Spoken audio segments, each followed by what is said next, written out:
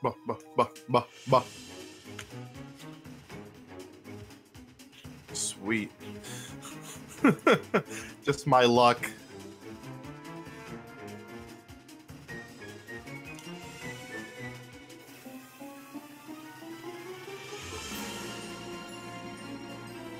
Okay.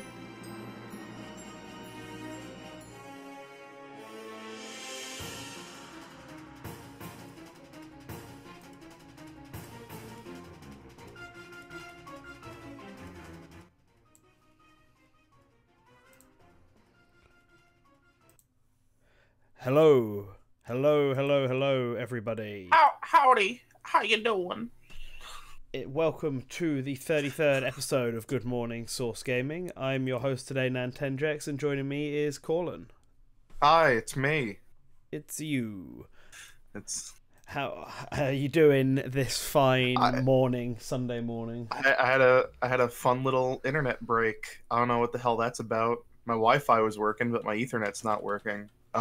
So Oh, no. I think this goes to prove how much of a psychopath I am.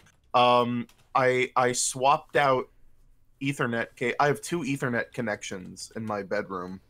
Oh yeah, because I am that hell bent on having everything wired and not wireless.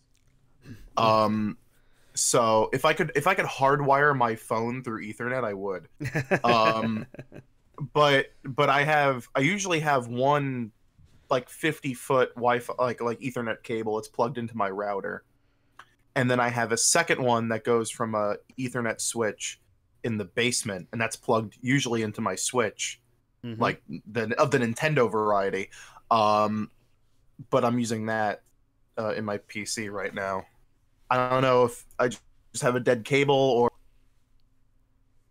it just shit out on me or just something weird is going on. I don't know, but I'm not getting my gigabit speeds, but whatever, it's good enough for Discord.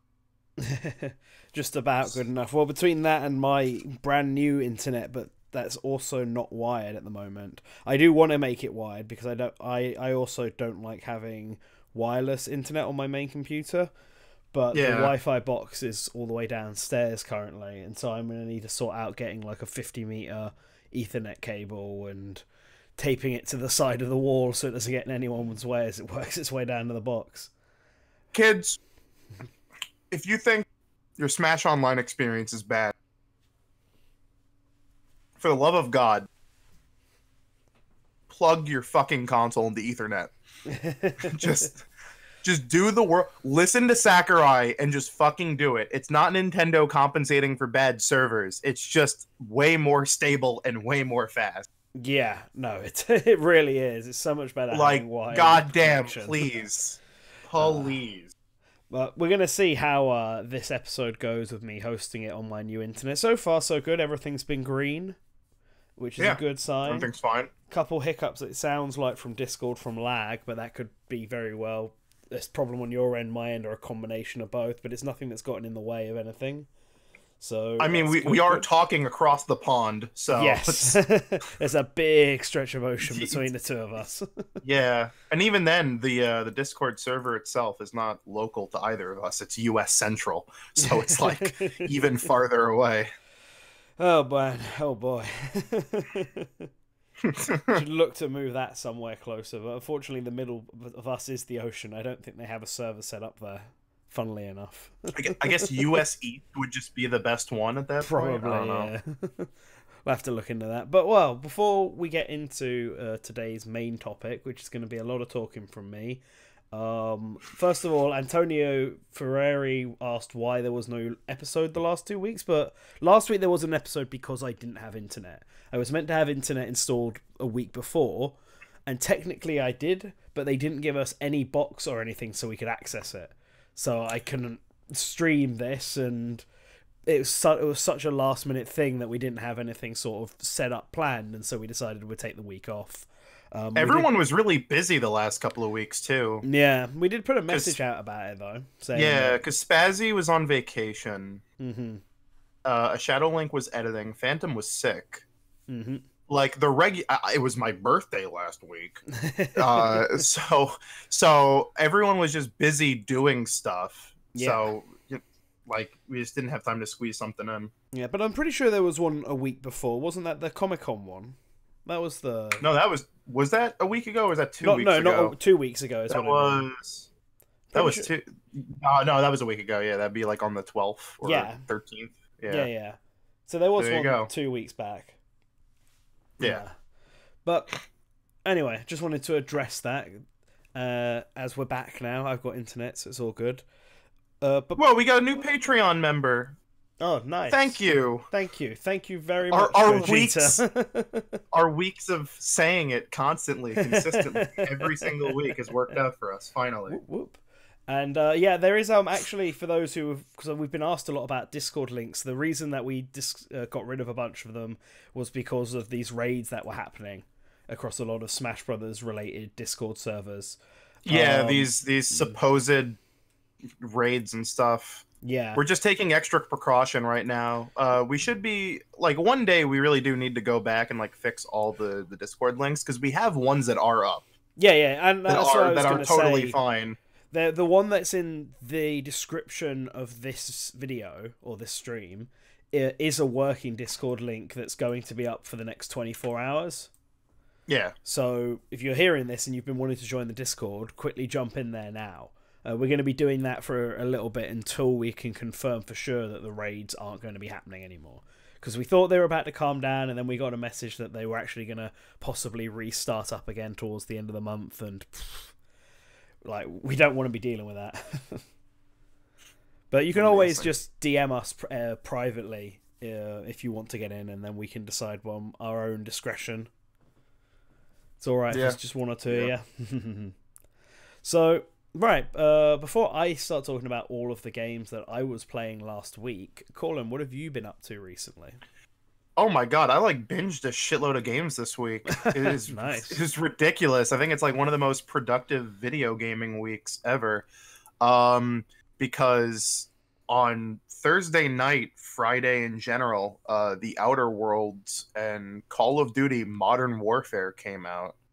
So, my sleep schedule has just been ruined because what I did Thursday night going into Friday is I played about 5-ish hours of The Outer Worlds, including streaming 2 hours of it.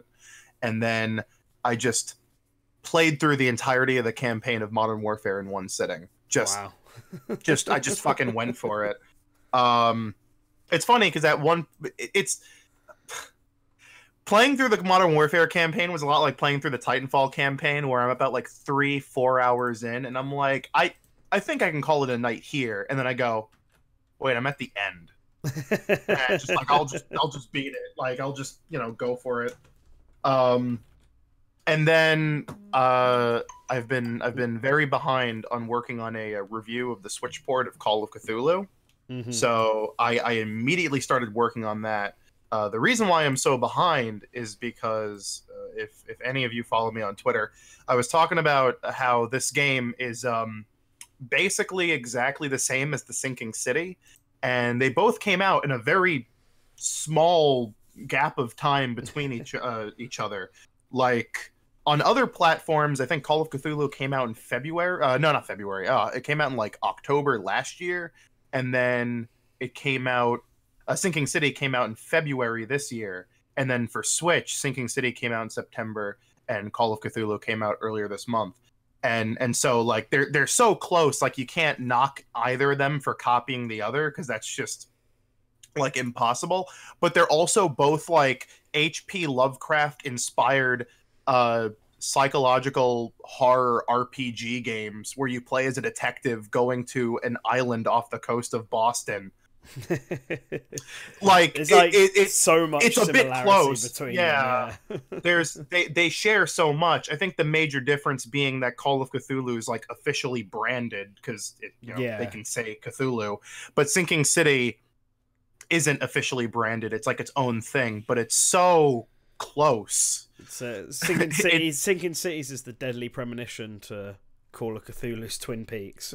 Well, the big difference between the two, there is one major difference, and that is that the Sinking City is a big game. It's like I think the like how long to beat time was like 30 hours, because it's an open world third-person shooter. Like it's a big boy game. Meanwhile, Call of Cthulhu is like a 7 to 10 hour game that's like this super linear kind of psychological. It's more of a horror game, combined with like some CRPG tabletop-esque elements like dialogue options and character building, which is actually a really interesting blend. Imagine something like Layers of Fear or Outlast, but with like Fallout's perk and well, not perks, but like character building and dialogue options, which is really fascinating. It's a good romp. I like it. But yeah, all three of these games I just mentioned are good. That's good. The Sinking Cities looked good. I was interested in that one. I had a feeling, didn't Call of Cthulhu come out on PC a long time ago? It came out in October last year. It's been a year. I feel like it's been longer. There must have been another similar Cthulhu. There's a bunch of games called Call of Cthulhu. There's one that's been sitting in my Steam library since I don't know the dawn of time, called Call of Cthulhu: Dark Corners of the Earth, which came out. That's how you know how out the ready I am. I just pulled up my Steam library. It came out in 2006. So yeah, there you go. Oh, yeah, maybe that's the one I'm thinking of then, because I'm pretty sure I'd seen some gameplay of it, like a first-person detective. Yep. Cthulhu-inspired game that looked a bit janky. Yeah. Oh man, this game's janky. Well, not really. I wouldn't say like. Well, we've had the discussion about Eurojank before, but in the DMs, sort of off topic, but not really. When I was booting up the Sinking City, there was a Saber Interactive logo. Okay. They're a porting company. Oh, okay. They ported Call of Cthulhu to the Switch. Not only that, did both. they ported The Witcher 3. Oh wow. To the Switch. And not only that, they ported Vampire, which is coming out in 2 days for the Switch. So they really have their work cut out for them. Jesus, that's a lot of games to be releasing all at once. That's 3 AAA Eurojank video games in 1 month. That's weird. They don't have Sinking Cities listed. I'm just taking a look on their stuff. They also did World War Z and Ghostbusters, the video game, this year. Yeah. Wow. Sinking City is Frogwares. They did that in-house. Okay, right. Because they're not under the Focus Home Interactive thing anymore. Because there's a lot of animosity between the two. Over those old Sherlock Holmes games. What, the ones based on the movie, or no? There was like near the beginning of the generation, there was like this weird batch of like Sherlock Holmes and the Crimes of Punishment or something. Okay. You might have seen them in the local like bottom shelf of your game store because like no one knew they existed. Are they like but on they were always DS? there. Are they like on Nintendo DS or something? No, no, they were on PS4. Oh wow. They're on big boy consoles. Yeah, Because the only Sherlock Holmes games I can think of that weren't based on the movie were like those DS Adventure Professor Layton style knockoff games with the Sherlock Holmes branding, hoping to cash in on that trend. Well, I just want more Eurojank on the Switch. I just want more of it. It's great. well, there is a lot of it. There is a lot of it coming out. It seems. Apparently, there's a rumor that we might get Metro. We might get Metro Redux coming to Switch, and that is badass. That is like, Okay. I want that in my veins. I love those games so much. Yeah, I liked Exodus, Metro Exodus. I think it might be the only one I've played. Oh no, I played 2033. That's one, right? Metro 2033. Yeah. Did you play the original or Redux? The original, but I didn't play it to complete. My friend had it and he really liked it, so I gave it a go. Okay.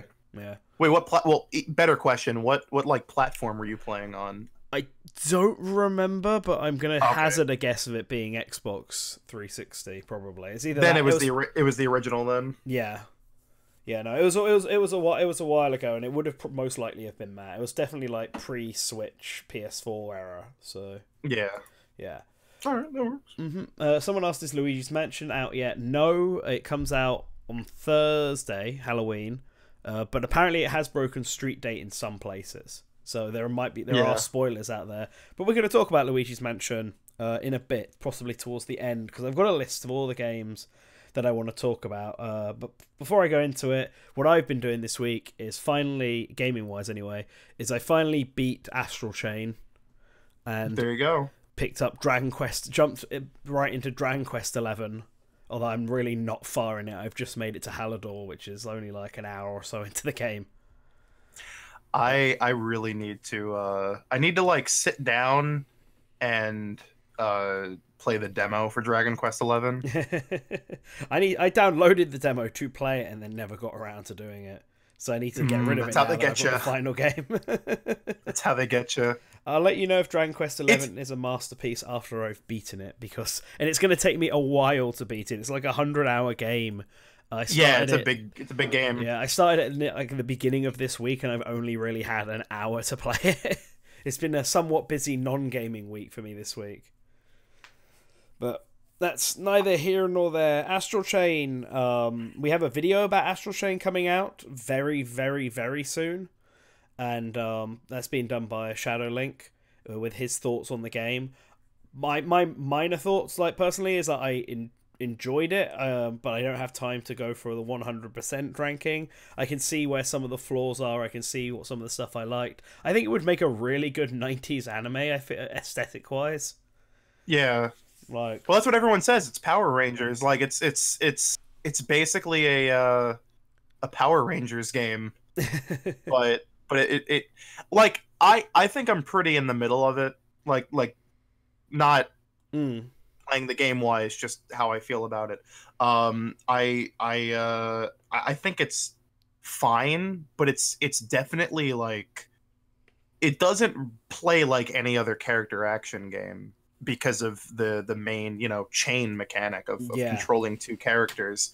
I do kind of wish they did more with it. It doesn't, like, some of the combos and combat just doesn't feel as eloquent as they could, especially in the early on missions. Like that game has, I think, one of the worst couple of hours of a new game. Like it does take very slow, and it's weird that it starts you on casual mode, which just feels very simple. Why it's only once you've done the first mission that you can put it on normal mode, and that's when you can start being ranked and stuff.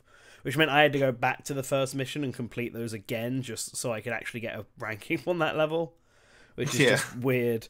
But we won't talk too much about Astral Chain because that, we have the video and all that coming out of it, and we don't want to spoil that or taint it with our own views after all the hard work Shadow Link's been putting in. Someone asked if I've played King of Fighters Fatal Fury. I have. I've owned Fatal Fury Special, and I've played a random assortment of King of Fighters 14, King of Fighters 96, 95. I have a Neo Geo and King of Fighters Ooh, 97. nice. Play it authentically. That must have cost a bit, actually. Neo Geos are expensive. It's the Neo Geo CD, so it costs significantly less, and it has really bad load times. But I mean, it is a Neo Geo. It is counts. a Neo Geo, yeah.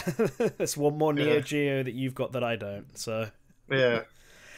Right, let's get into today's main topic, which was EGX 2019, which is basically the UK's equivalent of Gamescom and E3. It's significantly less. People don't tend to announce brand new games up there, but it is the big industry event where basically all the brand new games that are coming out are playable.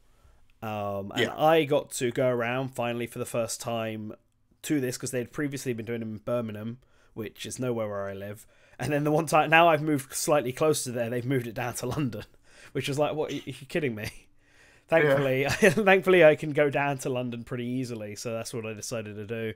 And try out a bunch of upcoming games. A lot of indie titles are there, like the indie scene was pretty jam-packed, but Nintendo were there, Bethesda were there, Sony were there, Sega were kind of there.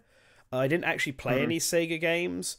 They had a bus outside which had Sega games in it, but you could only actually go in there if you had a kid with you, which was really weird. Okay. Like, it was like designed for kids to come play, but it was the only sort of presence Sega had, other than on the Sony stage they did a Super Monkey Ball tournament, but it wasn't like a fan tournament, it was like a press tournament, and that was weird. They did give a bunch of hoodies out though at the end. They just chucked them into the crowd. If this was at New York Comic Con, I just would have brought Phantom with me and be like, "Yes, this is my boy." Well, I was walking around with a few other friends from different publications, some YouTubers, a guy from Cubed. It was all so we had some good people to chat with. It is strange the other press people you run into at these events. Like at New York Comic Con, we were meeting people from like VG Charts and Tom's Hardware. Tom's Hardware, and like definitely listen, when the guy was like, this guy just came up, he's like, "Hey, press," and he started a conversation. We're like, "Yeah, what do you work for?" And he's like, "Tom's Hardware." And I hope I didn't offend the guy, because I fucking like I had to take a step back because like I was like he's like, "Have you heard of Tom's Hardware?" I'm like, "Yeah, it's where I go to get my NVIDIA rumors." Like, it's such like a specific publication that I don't expect for like general games press. But I was like, holy fuck, I didn't. It's you know, you ever get that feeling where you're like, yeah, I know, it's a website and it's curated, but I don't think humans curate it. You know what I mean? Yeah, like, right, yeah. It's so not personality driven, and like that you just don't expect to see a real person who's like, yeah, I work at Tom's Hardware.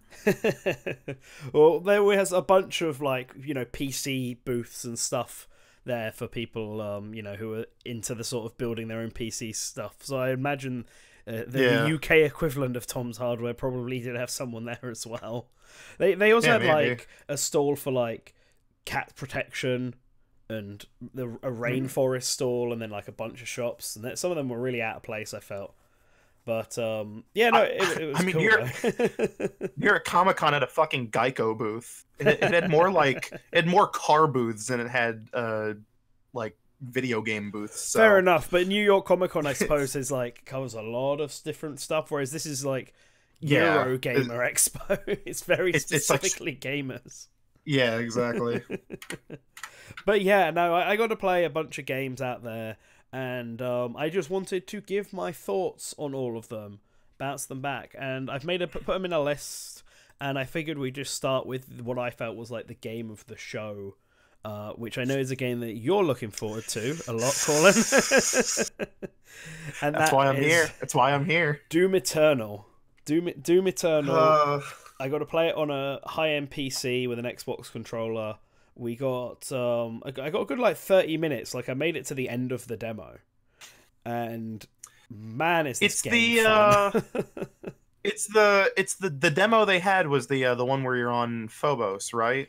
Like it starts with you walking through the UAC base and you and the guy's everyone's like key card. Yeah. Yeah, no, it was definitely not a brand new demo because it still had the release date as being November on the end. Yeah, it's the one from QuakeCon. Like they showed 2 demos at QuakeCon. I remember like a year ago, and that was one of them. Okay.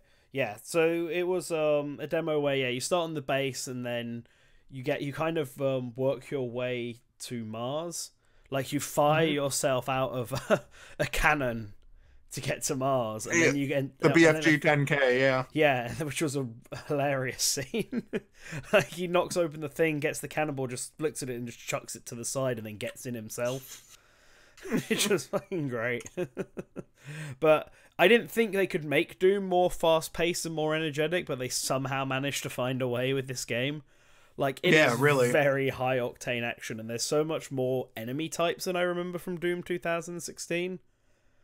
Yeah, it seems like they're trying to go for the full roster of the Doom.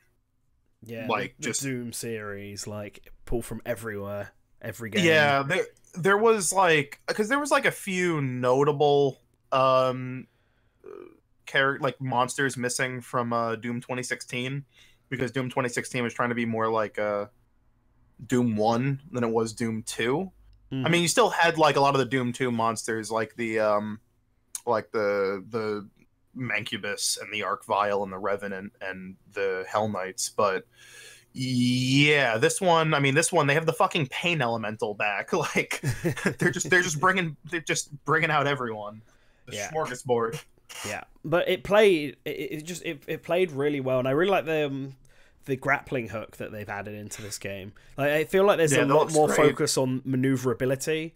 You can dash through the air. You can climb. He just grips onto walls with his bare hands. He's got gloves on, and like you pull yourself up and wall jump from stuff. You can use that grappling hook to pull yourself towards enemies or enemies towards you, and it's attached to the shotgun. So you pull the grappling hook, hit someone, pulls them in towards you, and just blast them with the shotgun as they reach you, which is just really fun to do. And it looks insane. It is. Like, that game looks insane. I'm hoping the Switch version also looks really good for this, because I know it's not coming out at the same time. They've been a bit funny with it. It seemed to be mentioned that the Switch version would be delayed to longer, but then in the advertising they gave us at the event, it was still listed as being March 20th with the rest of them. So I don't know. Yeah, I don't know if they're just not sure if it will make it or not, and they don't want to fully commit, but they also want to keep it open to the idea that it might do.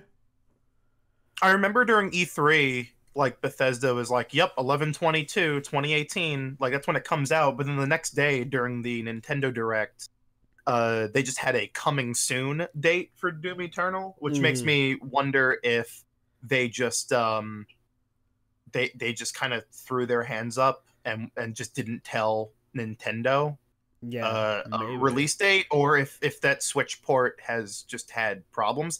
I don't know. I'll say this much, because I'm apparently the only person on Earth who played Wolfenstein Youngblood for the Switch, and I can tell you right now that like that game is like I like Youngblood a lot. I don't know why people hate it so goddamn much, but that game is absolutely pushing what the Switch can do. Okay. Like just from a technical standpoint, like the poly count in that game is fucking through the roof. Like I am actually genuinely shocked that it's even running on Switch at all. Yeah. And they're using a new engine for Doom Eternal. They're using id Tech 7. So I can't say like I didn't see this coming, but I am very curious like how it's going to look and what it's going to look like, because I think a lot of people were kind of hoping that like Doom Eternal might actually be like the most polished like of the Panic Button Switch ports, because it will have technically have been the first of these ports to start development as the game started development. Right, yeah.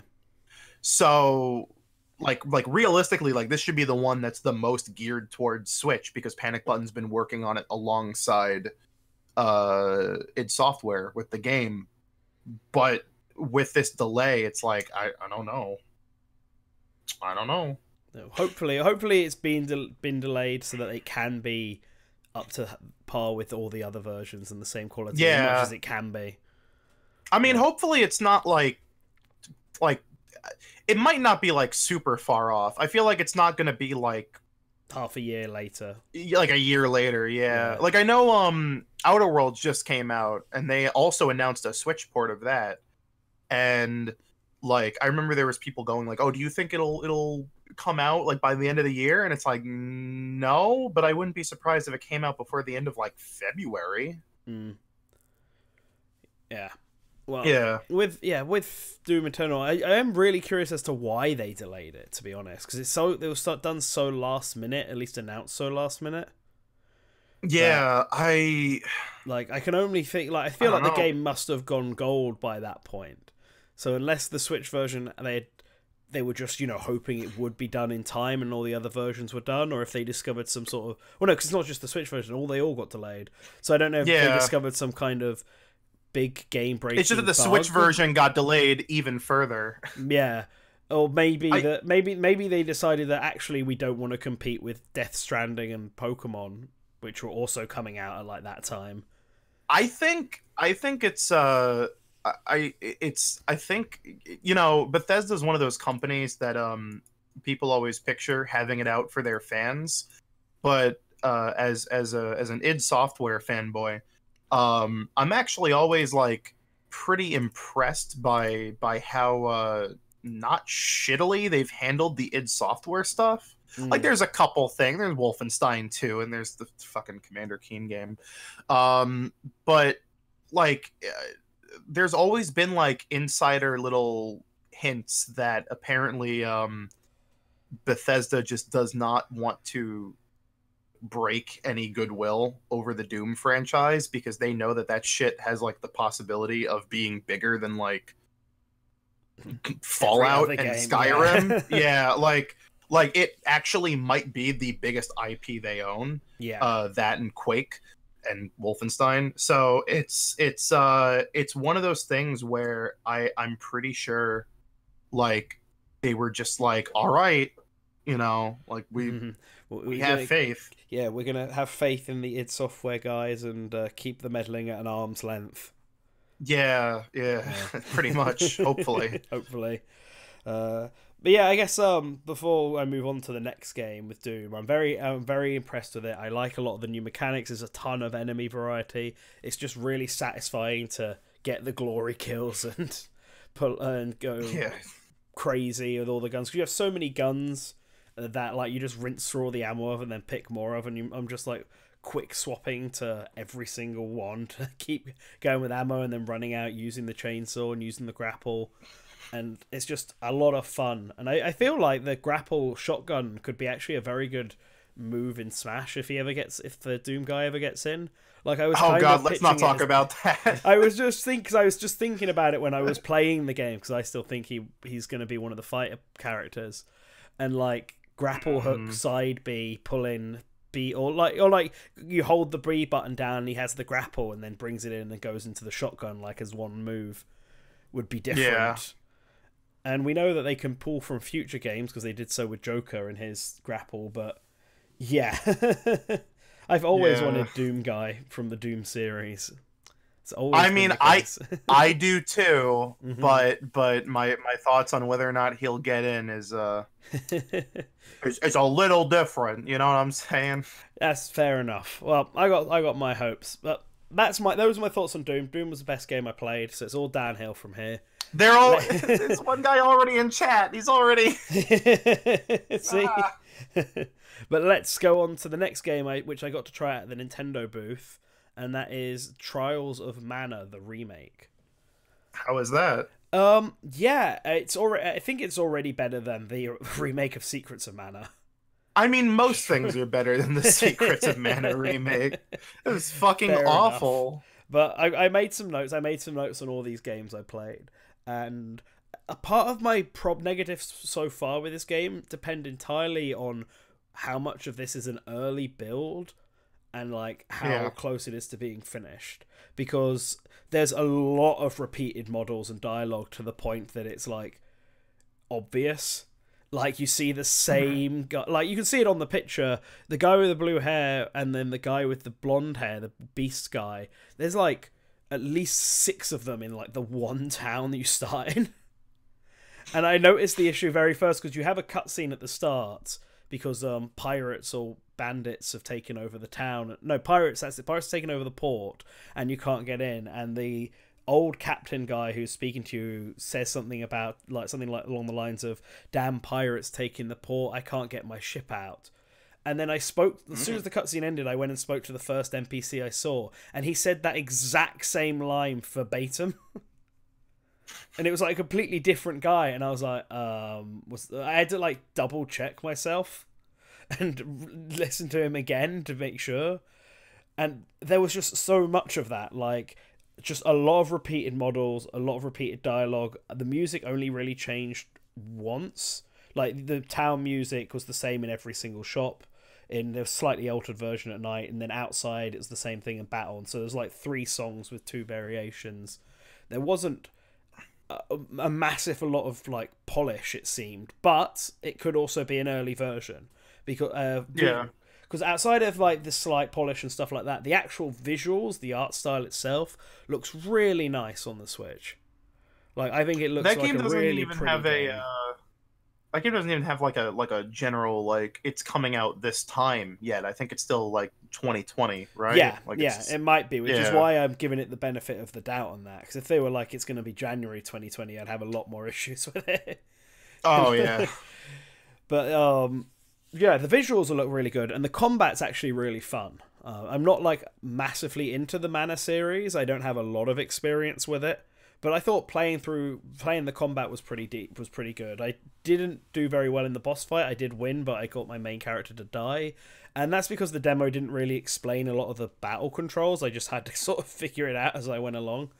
Because the demo you're just playing as the main guy for most of it, but as soon as you get to the boss, you just get suddenly given 2 partners. And you're just thrown into a battle where you're having to control 3 people. And like I had to try and figure out what the heck I was doing while playing. But overall, Trials of Mana, I think it's definitely better than the other remake, and I think it could be a very good game if they have a bit more polish and a bit more time to it. So I think it's one to keep an eye on if you weren't already. If you're an Square RPG Enix's fan. Square Enix's like budget RPGs have been very middling the last few years. Starting with like Lost Sphere. No, not Lost Sphere. I Am Setsuna. Yeah, that's it. I Am Setsuna. And I mean, of course, these are all not being done by the same team. It's just that it just seems like what I don't know if it's like a budget issue or like a time crunch thing, but yeah, like they've pretty much everything they've released that's like not $60 and it's just supposed to be like a classic JRPG has just been kind of like, yeah, it's okay. I think they just got their B and C teams working on them, and they're not like particularly like invested in how well they do. It feels that way. Like they're making them because that's what they're known for, and I reckon a lot of Square Enix fans were getting really sick and tired of the lack of RPGs that were coming out for a while. So they probably they saw the good reception Bravely Default got, and have just since then been having at least some random traditional RPGs in the works, or remakes of other ones, like what we've been getting with the Mana series, which has just got this sudden resurgence with a collection and a remake of 2 of its 3 games. Yeah, but yeah, no, I think this is all right. The Trials of Mana. The next one I have played, which I played only briefly, was Layton Mystery Journeys, which is the remake of the latest Professor Layton game on the Switch. Yeah, I was gonna say that's the Lady Layton one. Yeah, Lady Layton. And the reason I wanted to play it is just because I was curious how the Layton games would work with just one screen. And yeah. It plays all right. It looks all right. The models of the characters do look a bit funny. Like their mouth is clearly a texture. Yeah. So like you can tell, you remove the texture, just like they got a round blank face. And it's, you can get away with it on 3DS, but I feel like it's just a bit distracting in HD. But Yeah, I mean that's otherwise, like that's like case with like all the Ace Attorney stuff too, where yeah, like on the tiny low resolution, like it looks fantastic, but then when you blow it up, you're like, oh, yeah, yeah. Oh no.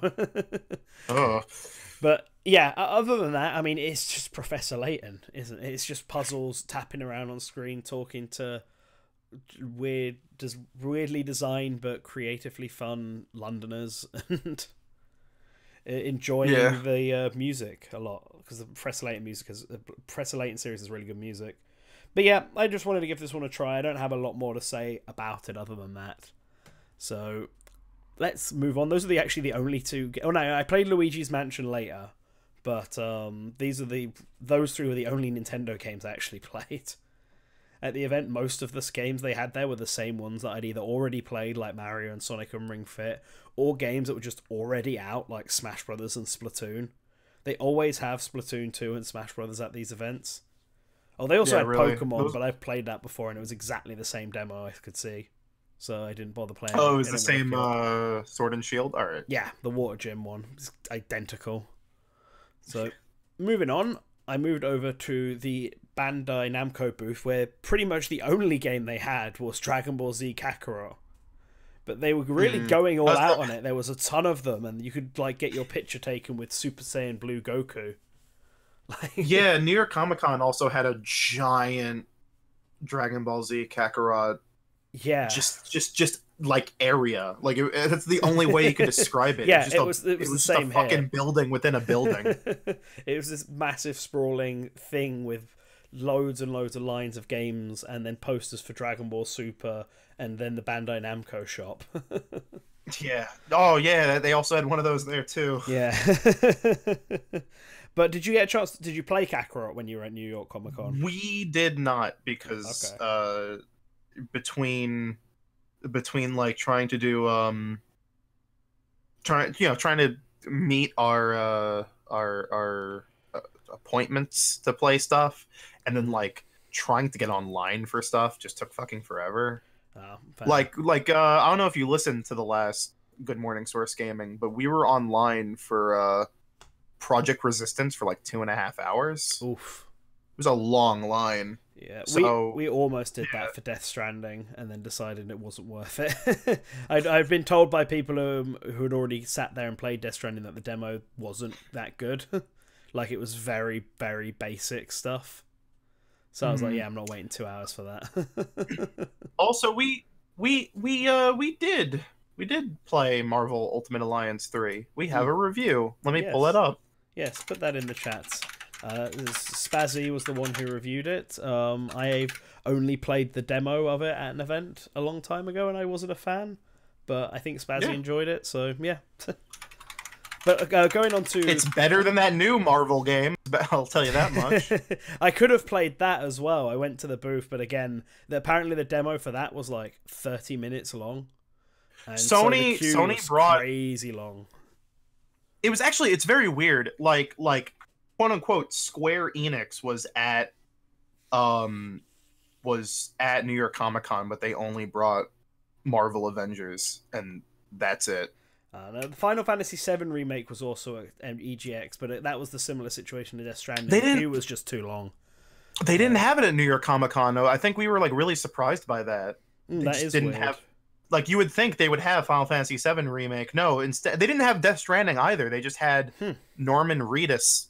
That statue. Oh right. That statue of Norman Reedus. Like, they had that there, and then they also had Predator Hunting Grounds. Okay. Like, it was so. Well, they had that random. here as well, but again, I didn't play it. A lot of these you couldn't book appointments for. I think for Death Stranding, you had to go on to like the EGX. Yeah, to download an app. You had to do that. Yeah, but I didn't find that out until I was already at the event, and like I was on my way to an appointment, and I was just like, I can't be bothered to do that now. for all the Sony stuff, they wanted us to download like PlayStation the Experience app, and then like you tap a time. It was so dumb bad. Yeah, there was only one game that of Sony's that I actually played, which was the Medieval remake, which I guess I'll briefly touch on here, only because I completely forgot I played it, so I didn't prepare a slide for it. But I mean, it's all right. It plays like the older Medieval, which I enjoyed. But I believe the old Medieval used to have a narrator over the introduction, if my memory serves me correctly, and that wasn't in this one. So they've seemingly removed the narrator from the game, which is a shame. I mean, that's what they get for killing off the studio that made Medieval. Yeah, and then making a remake right after they killed off that studio. I'm still pissed about that.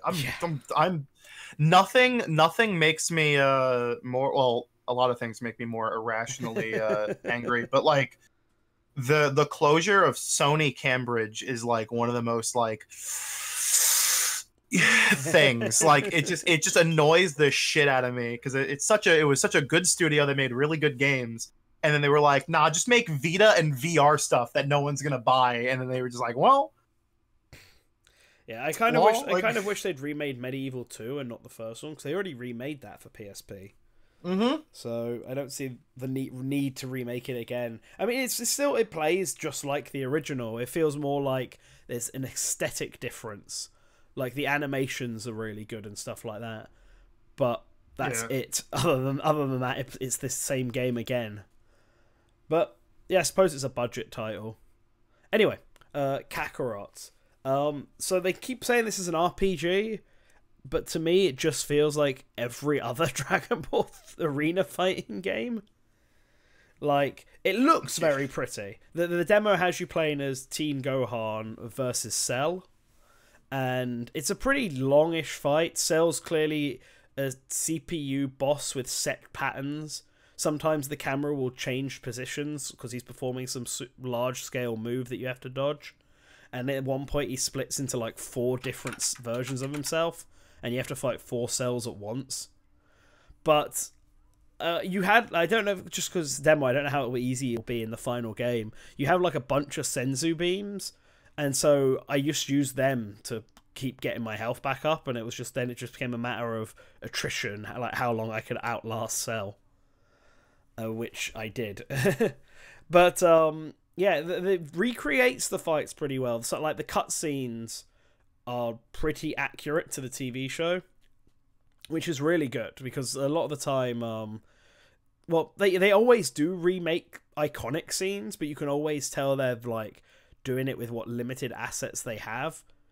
And they don't have, do it in the CG. Yeah, they don't have quite the same feel to them. Whereas this one, they, like, really went all out. Like, when Cell's getting blasted to bits, it really just like looks exactly like the manga panel and the anime version of it, but this time, but obviously higher quality because it's all CG and in 4K HD, whatever this game runs in, probably not 4K.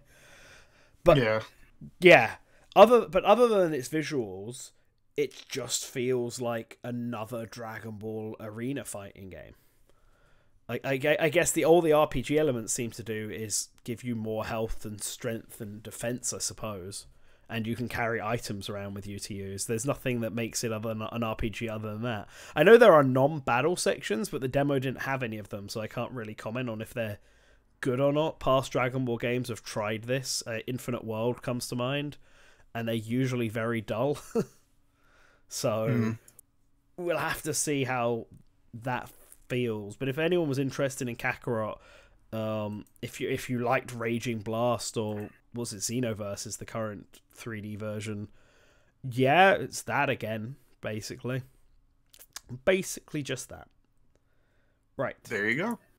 Let's go on to Indivisible, which I didn't actually realize was out already, which isn't a good sign to me, because I know this was a game a lot of people had hyped up for. I feel like the reason I probably hadn't realized it was out is because the Switch version of it's not out yet. Like, yeah, right. It doesn't have that big boy Switch indie push. Yeah, like it's been out. It's come out on PS4. It's come out on PC, and I'm guessing Xbox if it's on that platform. I think most people who are just enjoying good games this year have just not like just been melting about them on Twitter like in previous years.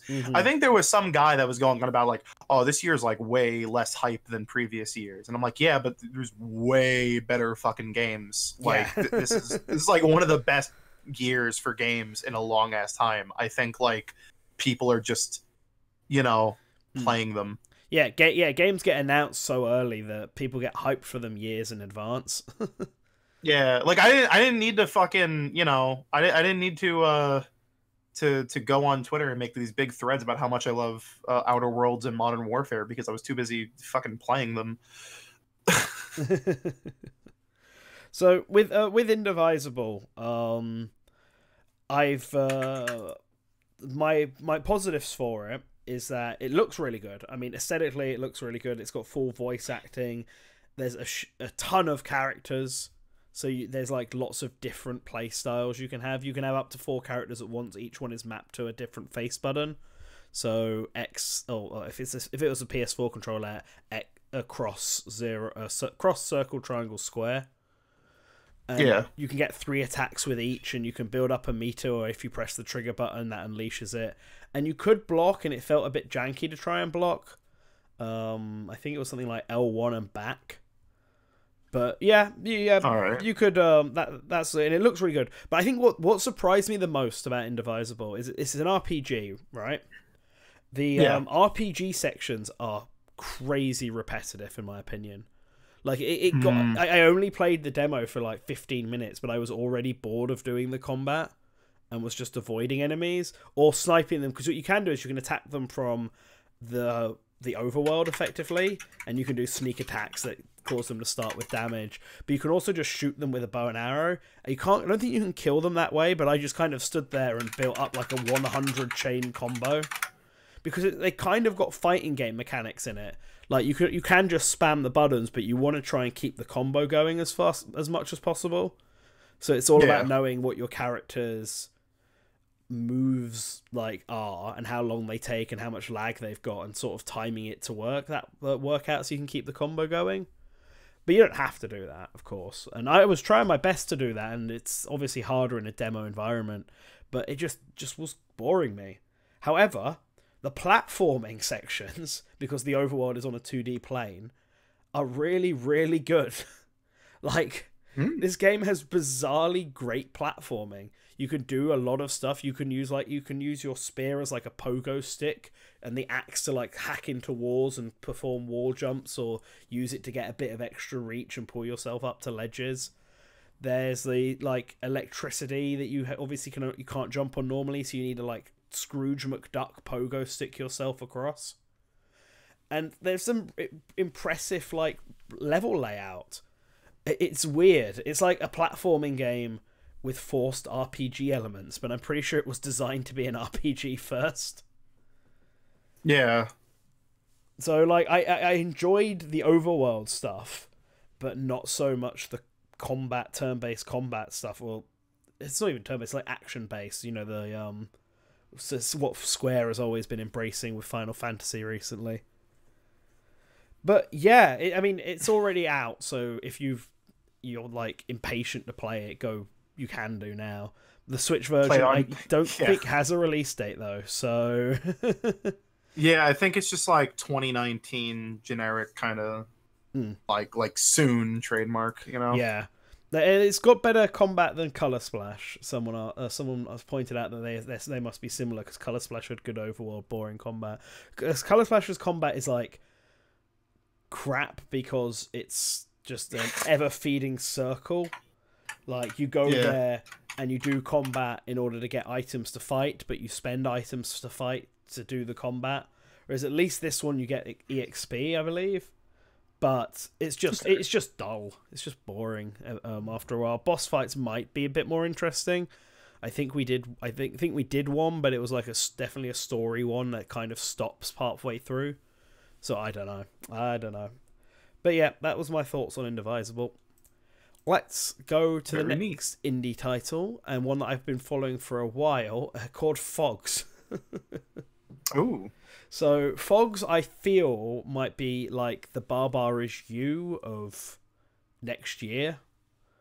Like this sort of smaller indie title that's a lot of fun to play, that's just going to fly under the radar until it comes out. And then we'll get a lot of good review scores. That's what my current opinion is, because I first played this back in 2018 with Nerby on at Gamescom, and it wasn't announced for the Switch at that point. But now they've announced a Switch version of it, which I feel fits because it's definitely a game you have to play with people. So the way it's described is you basically have the show Cat Dog, if you remember from Nickelodeon. Yep. This one is Dog Dog. You just that's you have the you can play it single player where the right Joy-Con is one head and the left Joy-Con is the other one, or you can do co-op multiplayer where you've both got one each, and you go around various 3D environments solving puzzles by using the fact that you're just this one elongated dog thing. So some of the puzzles are like that make use of it. There's stuff like swinging from vines or climbing up walls by biting, because you can use one of the buttons, the trigger buttons, I think, to bite. But there's also stuff like say you have a platform and it's invisible, like you can see its outline but it's ethereal, you can't step on it, but if you shine a light on it, it will become solid. But the problem is the light source is trapped behind a fence, and you can't drag the light source over. But what you can do is have one of the dogs hold the light source in its mouth and then open the mouth of the other dog, and it's like a light. Like the light is shining through one mouth and going through the whole body and coming out the other end. And then you can use the dog as a torch to light up the paths and then lead whatever needs to be led across to solve the puzzle. And it's just got a lot of fun co-op. There's good combat in it. There's some clever puzzles. I think they said there's about 4 worlds to me. So it doesn't sound like it's going to be a massively long game. I think they're aiming for it to be around maybe 8 hours-ish. But it seems like it's a fun co-op game. You can do it on your own, but I definitely feel like this is a game that you need to have a friend for. But it's one of those games that feels like the Joy-Cons were just designed perfectly for it. And like I said this when I first played it before they announced the Switch version, like this is a game for Joy-Cons. I mean, one of the dogs is red and the other is blue, like color-wise, for crying out loud. It's yeah. And I'm always looking for games that take advantage of the Joy-Cons features, especially the co-op multiplayer aspect of it, like Snipperclips did. And Fox feels like it would be the next one of them. So this is a game to keep an eye on. I think they don't have a release date, but I think they're planning for it to come out in January-ish time.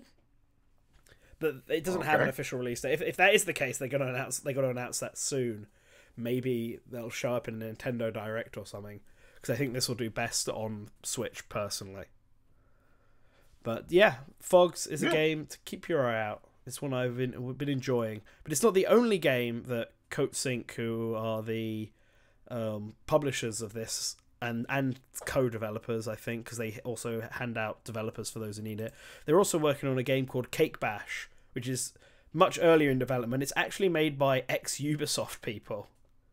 So this game is made by guys who are working on The Division, who got so sick of working on military FPS shooters, like they've just been doing Tom Clancy shooters non-stop, that they left and formed their own studio and have made this weird Mario Party-esque cake game.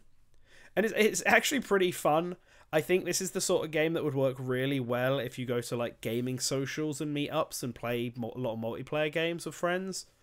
You effectively just choose whatever confectionery you want as your character, a cupcake, a souffle, a carrot cake, and then you're given various tasks. And like there's one where it's like pick up all the, I can't remember what they call them, but they're basically M&Ms. Pick up the M&Ms and drop them into this pot in the middle. But and whoever drops the most in wins, and there are golden ones that are worth more. But sometimes this big pigeon will just come down and land on the stage and start harassing players. So you need to try and avoid that. But you can also like steal from other players, like you can punch people or smack them with objects and items to make them get dizzy and drop stuff, and then take it from them to put it into your goal. And it's just chaotic Mario Party fun. It's like Mario Party mini games. So if you enjoyed them and you think you can have a lot of fun with them, then Cake Bash is one for you to play with your friends. I think it's a good game. But this one is much earlier in development, from what I've understood. Like this is the first time I'd seen this one from them. So Yeah. yeah, but I enjoyed it. I thought it was good. Next game I've got, which might be of interest to you, but I think it might be already out, is Valfaris. Have you heard of it before, Colin? Yes, yes. I have a friend who knows someone who worked on it, Oh, really? and it's definitely it definitely tickles my fancy. Mm. Because Right. it's like heavy metal Contra. Yeah. It's Well, that's what people were describing it as heavy metal Contra, like Contra meets Guns N' Roses, I think it was, or Metallica. I can't remember. yeah, I can't remember how exactly he described it to me. But there's definitely the heavy metal vibe. Like whenever you pick up an item, he does the sort of head banging, like think hand pose. Like I can't show you because this is all audio. But yeah. but they described it Contra, but I wouldn't say it's Contra like. I actually think it's more like a 2D version of Doom, to be honest. Like I got the Yeah, I can same see that. chaotic nature that I was been getting from playing Doom, but just in 2D with various weapons and all that.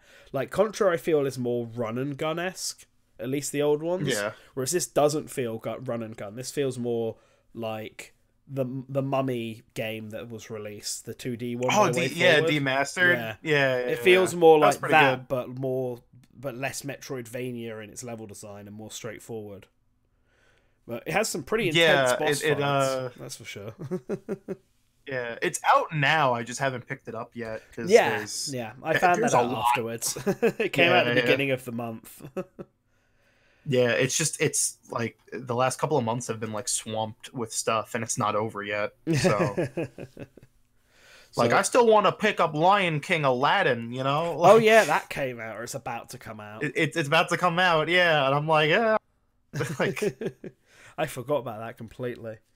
yeah, But no, this is a good one. If you're into those 2D run, not run and gun, but platform shooters, then Valfaris will tickle that fancy. Especially if you like the heavy metal Doom Contra aesthetic, or Axiom Verge aesthetic as well. That's another good descriptor of it. Right. So now we're going to go from something that's very heavy metal to something that's just weeby as all hell. Because let's talk about Toho for a little bit. oh no, So there were four. oh there no. were 4 Toho games at the event, but I only got to play 2 Oh, of them. holy shit! Mainly because You played. yeah, so there were 4, all of different genres, but I only got to play 2 because 2 of them, the one that is like a shmup shooter, which is more traditional Toho style, and then one that was like a 2D platformer that looked really good, like a bit like a Metroidvania one, was both just there was like one guy on each one and they didn't move for like 25 minutes. And at that point, I was like, yeah, I'm not waiting around anymore for this. I'm sorry. So, but I did play. Apparently, 2. apparently you baited some people because people thought people that was thought going to be about Smash. that we put because of Smash stuff. I mean, if you actually read the description and the title, it's all it says. It's about EGX and that we're talking about the games I played there, which includes Toho, because Toho is a series that, funnily enough, doesn't exist. You know, it exists outside of Smash speculation. But oh my god! with Toho, the 2 games I played, one was terrible. It was called like The Third Eye. It's not the one on screen. It's some weird point and click horror game that Okay. had this weird Coraline-esque aesthetic to it, and it didn't have any recognizable Toho character in it, and it was just awful. I played it for like a good 4 minutes, had no clue what was going on, didn't like the style at all, and so gave it up. But I did play the one that's on screen, which is the Genso The Mario Kart. Skydrift one. Yeah. Yeah. That game so looks. Genso okay, Skydrift Toho Genso Skydrift. I'll interject this. The main Toho games, like the bullet The shmup hells, ones, yeah. Those are like A-okay, but let's be real, gamers. Those spin-offs are they're fucking awful. Well, the fighting one that we don't ever like talking about, the 3D Arena one, and stuff, is a terrible game, and I feel like even Toho fans admit that it's a terrible game. I was sitting there playing this, and these two guys came over to me and were watching me play, and were just talking about the game, and one of them was apparently a Toho fan, and the other one was, like me, a person who had just heard of Toho because he has friends who really like it, but was not into the series and had never played one. Yeah, I've really. heard of Black Middies. Yeah. And so we were just joking about it and stuff, and we brought up the fighting one, and the guy who was his Toho fan was like, no, we don't talk about that one. So no one likes that one. Toho Kabuto 5 Air Battle. There are 2D fighting games that are apparently quite good, but I've not played any of them, so I can't comment. I've only played the Kabuto one. Yeah. However, this game, Genzo Skydrift Toho, is actually really good. It's an hold up. Just hold up. Someone's mentioning that like these aren't official games.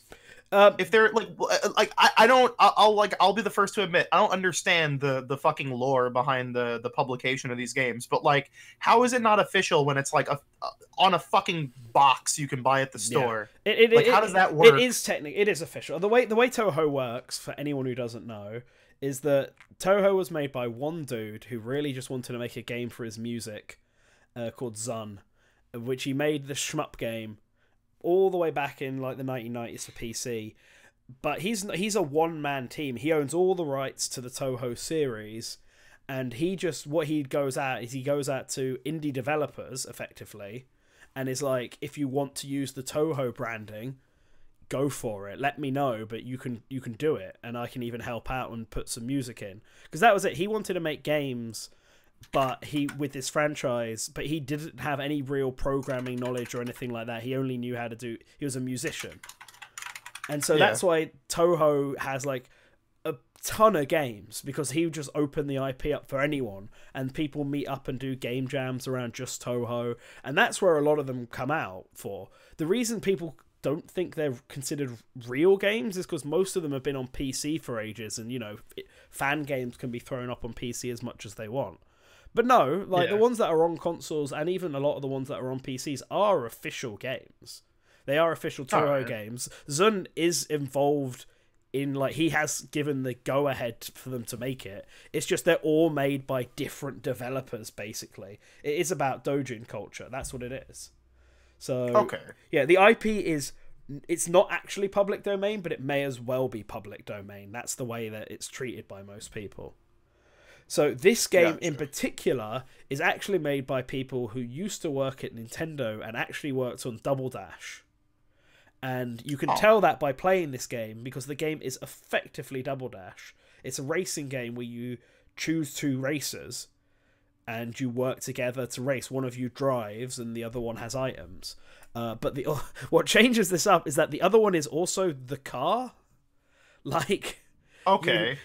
of the girls is basically flying, and the other one is pretty much surfing on top of her, and then you can press a button to swap them over, and they have specific items that they can use. And that was the one thing that confused me about the system. I have no idea how the item system works in this game. There are no boxes you pick up like in Mario Kart. There seemed to be a meter, and once the meter filled up, you could press a button and a bunch of cards will shuffle and you'll just be given a random item. And I did not get what the mechanics were about that at all. But you can carry two items like you could in Double Dash, where each of the girls can hold one item each. And they both have their own meters. Drifting's a bit awkward. But I could have also just not figured out how to do it. Because it's a bit Sonic Riders-esque in that regard. However, we should get a bunch of review copies of this and have a grand old time. I wouldn't mind. It seems like it's a fun game. I just don't know when it's coming out. It's been out on PC for a while, as most Toho games. They announced it a while back. Yeah, they announced it a while back. It was given a spring release date, and then just spring came and went, and the game didn't come out on anything. But the game's clearly still coming, because they've been showing it at events like EGX. But I guess it's not ready enough. I mean, I could see that. I feel like they could be a bit more polished around it. The game wasn't buggy at all. It wasn't like Kabuto where it just felt awful. But like it was a competent racing game, and I had a lot of like, you know, clutch moments, what felt possibly like rubber banding moments, but also moments where like I got whatever the lightning bolt equivalent was in one of the races and shot myself up to the front. So I got that same Mario Kart wackiness feel, just with really, really good music playing and a bunch of anime girls flying on top of each other, which is just a weird ass sight to see. But it's good. I think this is a good game. So if you've ever been interested in Touhou and shmups are terrifying to you, I would consider picking this one up. Lunar Nights was actually the platforming game that I didn't get to play, which looked really good as well, because there was just one guy on it non-stop. I don't think these were actually like demos at all. I think they probably just had the whole game running. And people would just come and go, right. Yeah. Because I couldn't even tell who around me was from the publishing team. Like, I didn't see anyone around me who was a person, right? Like, you know, a person who worked there. Just all fans. So yeah, I don't know when this is coming out, but this is what I'm more interested in. And if Reimu does somehow get into Smash, I mean, I'm sure sales of this will bump up dramatically. They might want to start pushing this in directs. But yeah. Yep. That's the Touhou stuff. Yeah. So let's move on to a game that I only found out about right before EGX, and then came across. It's called EX Zodiac, and I think it's very early in development. But as you can see from the picture, it's Star Fox or Starwing, classic Super Nintendo Star Fox, and it plays. Oh wow, that's pretty egregiously Star Fox. Yeah, it plays like a better controlling version of original Star Fox. It was a lot of fun to play. I think the descriptor I gave it in my head was that classic Star Fox. No, if Star Fox was on the Genesis, visually speaking, from the music, the way it looks, the graphical style, the art style, it just screamed like a Genesis game. Yeah, but it's obviously it's Star Fox. It plays like Star Fox. They do the talking like Star Fox. The things come up, and I wouldn't be surprised if eventually they added in other fighters, like, you know, allies to protect and stuff, like in Star Fox. You can even get stuff like missiles and bombs, but I had no idea how to use them, and I wasn't sure whether or not I should have this as a negative, because like I pressed every button, and so nothing set off. There was no way I could use missiles. So it was either a really cumbersome, unintuitive button combination, or it's just that the game's still in development, so he hasn't implemented missiles yet. In which case, why even include the pickup in the first place? But whatever. Like, if you're a fan of Star Fox, definitely keep an eye on this game, because it is just Star Fox. Like, the guy took it down. I haven't got it on me at the moment, but they had the guy's Twitter and email and all sorts there. So it's one I'm going to keep my eye on, and hopefully when we get a more solid release date, 'cause it feels like it is very early, it'll be one we'll talk about more on the Source Gaming channel. So, next indie game, here's some jank that you may or may not like. It's called Skatebird. And it is a skateboarding game where you play as a bird on a skateboard. I've seen videos of this, but yeah. So the positives, it's got really good music. Actually, the music's very Jet Set Radio-esque, with samples just thrown in and sort of skateboarding, rollerblading. Sort of music that you'd hear in those kind of games. And I think the concept's really neat. You know, it's a tiny little burb riding on a tiny little kickflip skateboard across you've got skate parks made out of cardboard boxes and pencils and stuff like this. The problem is it controls like ass. Oh no. Like it controlled like I was trying to play it with an actual bird. It was just really cumbersome, like, to get any sort of acceleration, to move forward. I think you had to like push forward on the right analog stick. It was and then turn with the left analog stick. it was all very not intuitive control wise. There is a screech button. If you press Y, the bird just screams, and you get points for it. So at one point I just fell over and I just held down the scream button, and the bird's just lying there flopping about going, "Aah!" And my point counter is just going up. And I was like, yep, this pretty much sums up my experience with this game right now. It definitely seemed like from what little I've seen, it definitely seemed like one of those like lol so funny XD type it feels like have you seen the grinding bird image where it's like the little fat bird on it basically feels like they stole that and was like, I'm gonna make a game out of this, and just they've kind of fallen over before reaching the finish line. But there's probably still some time. There's probably still some time on it. Yeah. But at the moment, it does control like piece of shit. But it is at least a game, which is more than I can say for Kickflip. Which was there you go. I couldn't even find an image, like an actual image from the game, online. But it was so I just grabbed this. But this basically is the game. I mean, it's an FMV game. It's an FMV skateboarding game. But my word, I feel like for that to work, you need the fails to be hilarious, and they just really aren't. So like the very first thing you do is like perform a kickflip, and you have to press. The guy will start skateboarding, and then you just press the correct button combination, and he'll do a kickflip. And that was it. And then I fucked it up the first time, and all he does is he looks like he's about to fall off, and he just jumps off his skateboard and lets it roll off, and I'm like, that's boring. And then you do that, and you unlock like a director's cut where it shows you them filming it, and I'm just like, what's even the point in this? Like they had just this multiple levels where it's like a Tony Hawk's trick. You're just sitting there pulling it off and watching a video of a guy performing it, instead of actually playing it yourself. Like, I'm not even sure I can call it a game, as much as it's just an interactive skateboarding video. The recent, like, comeback of FMV games is bizarre. Like, yeah. I think it just seems like they came out of nowhere, and it's like, okay. I feel like people think the technology is here now to do them really, really well, but it's not really ever a technology issue. It's more of a... how many different variables you'll have to do, how many different versions of scenes you need to film. It's just effort. It's a work time constraint thing.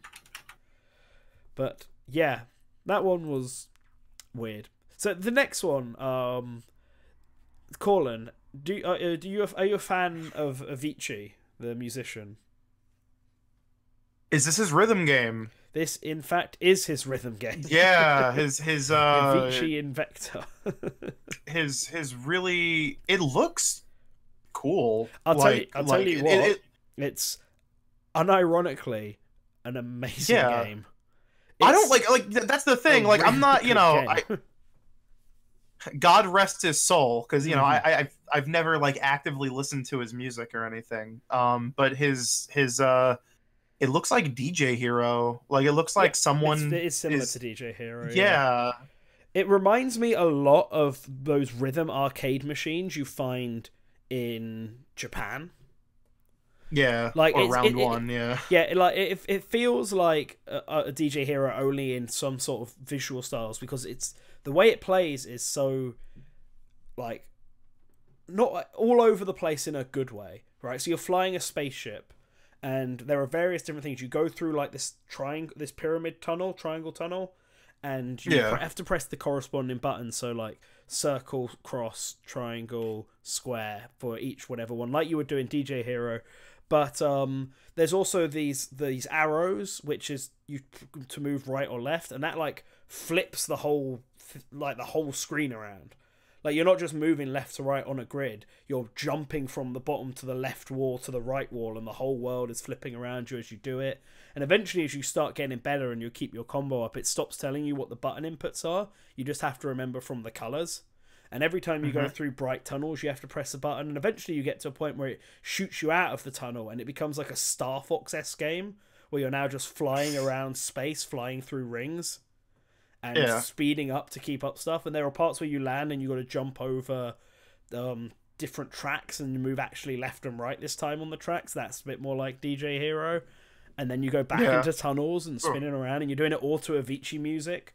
Like, it's basically his entire discography, other than, I think, his most recent album. Yeah. And it was really good. Like, for a game that I just came out of the bathroom and saw and immediately thought of Acid Ghost, so I wanted to go have a look and see what it was about.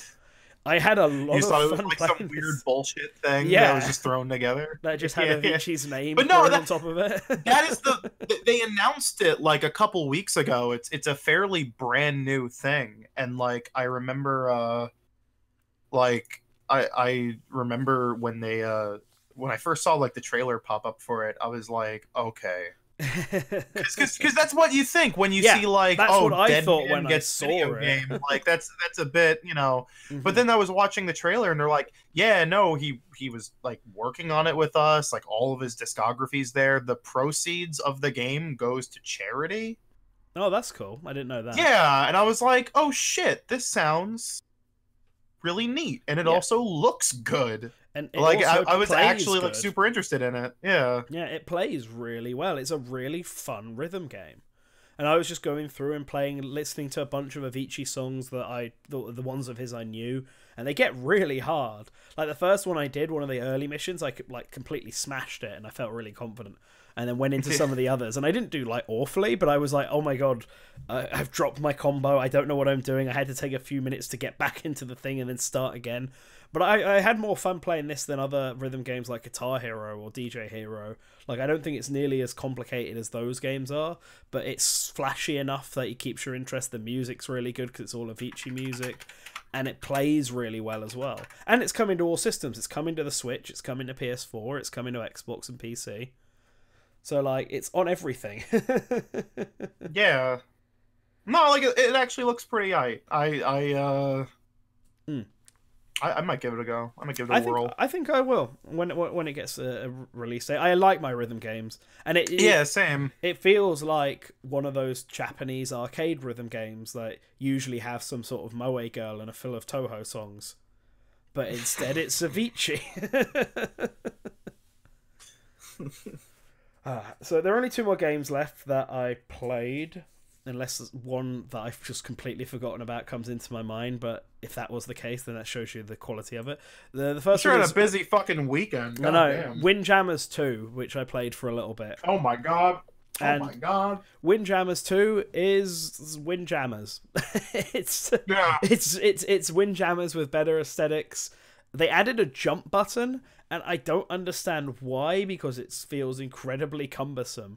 I feel like it's maybe to try and catch lob throws as they go through the air, but I don't know why you would ever do that as opposed to just stand under where it's going to land.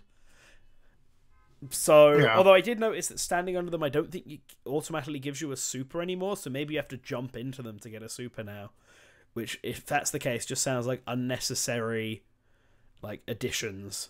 Changing things just for the sake of changing things. And the supers don't feel as flashy as Windjammers 1 did, and that might just because of the visual style, I'm not sure. But I played a few rounds with some stranger, and we had a lot of fun. So if you're a fan of Windjammers and you need more Windjammers in your life, Windjammers 2 will suffice for that. Right.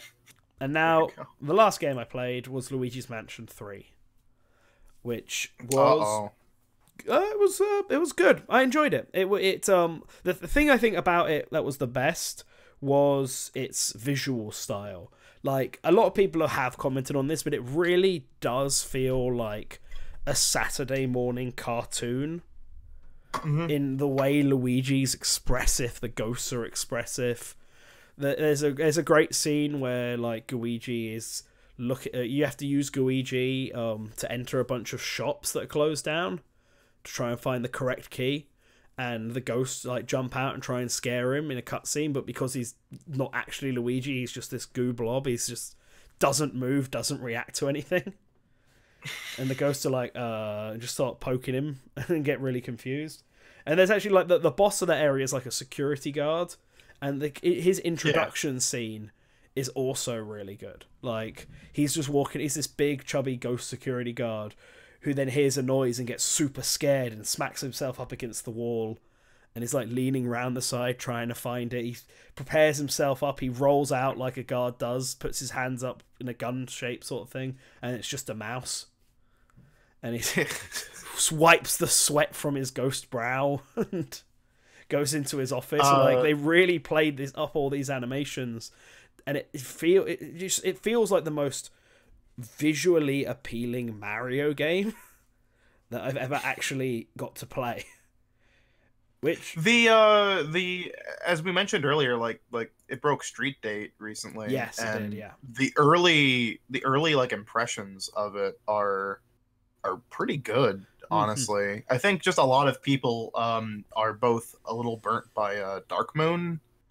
Yeah, it's definitely better than Dark Moon, that's for sure. And I wouldn't be surprised if also just people were acting on just assuming how the game would look and feel just from like trailer material. Yeah. Rather than actually playing it. Yeah. No, hate, yeah, someone said hate is their reason for it. I haven't seen any. I actually spoke with a guy, one of the people who I was hanging out with at the thing, who wasn't looking forward to Luigi's Mansion 3. A lot of because it reminded him of Dark Moon, which he wasn't a fan of.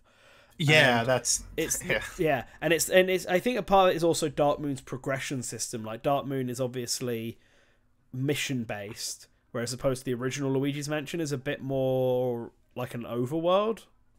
Yeah. And he was worried that this one, even if they don't actively split it up and call them missions, would just feel very linear. Like, you know, you go to one floor, do everything on that floor, then go up to the next floor and rinse and repeat till you get to the top.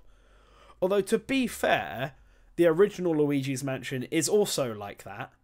Like, you have to do all the sections in the front of the house before you can then go to the main part. And then you work your way basically in a linear fashion all the way around through the garden.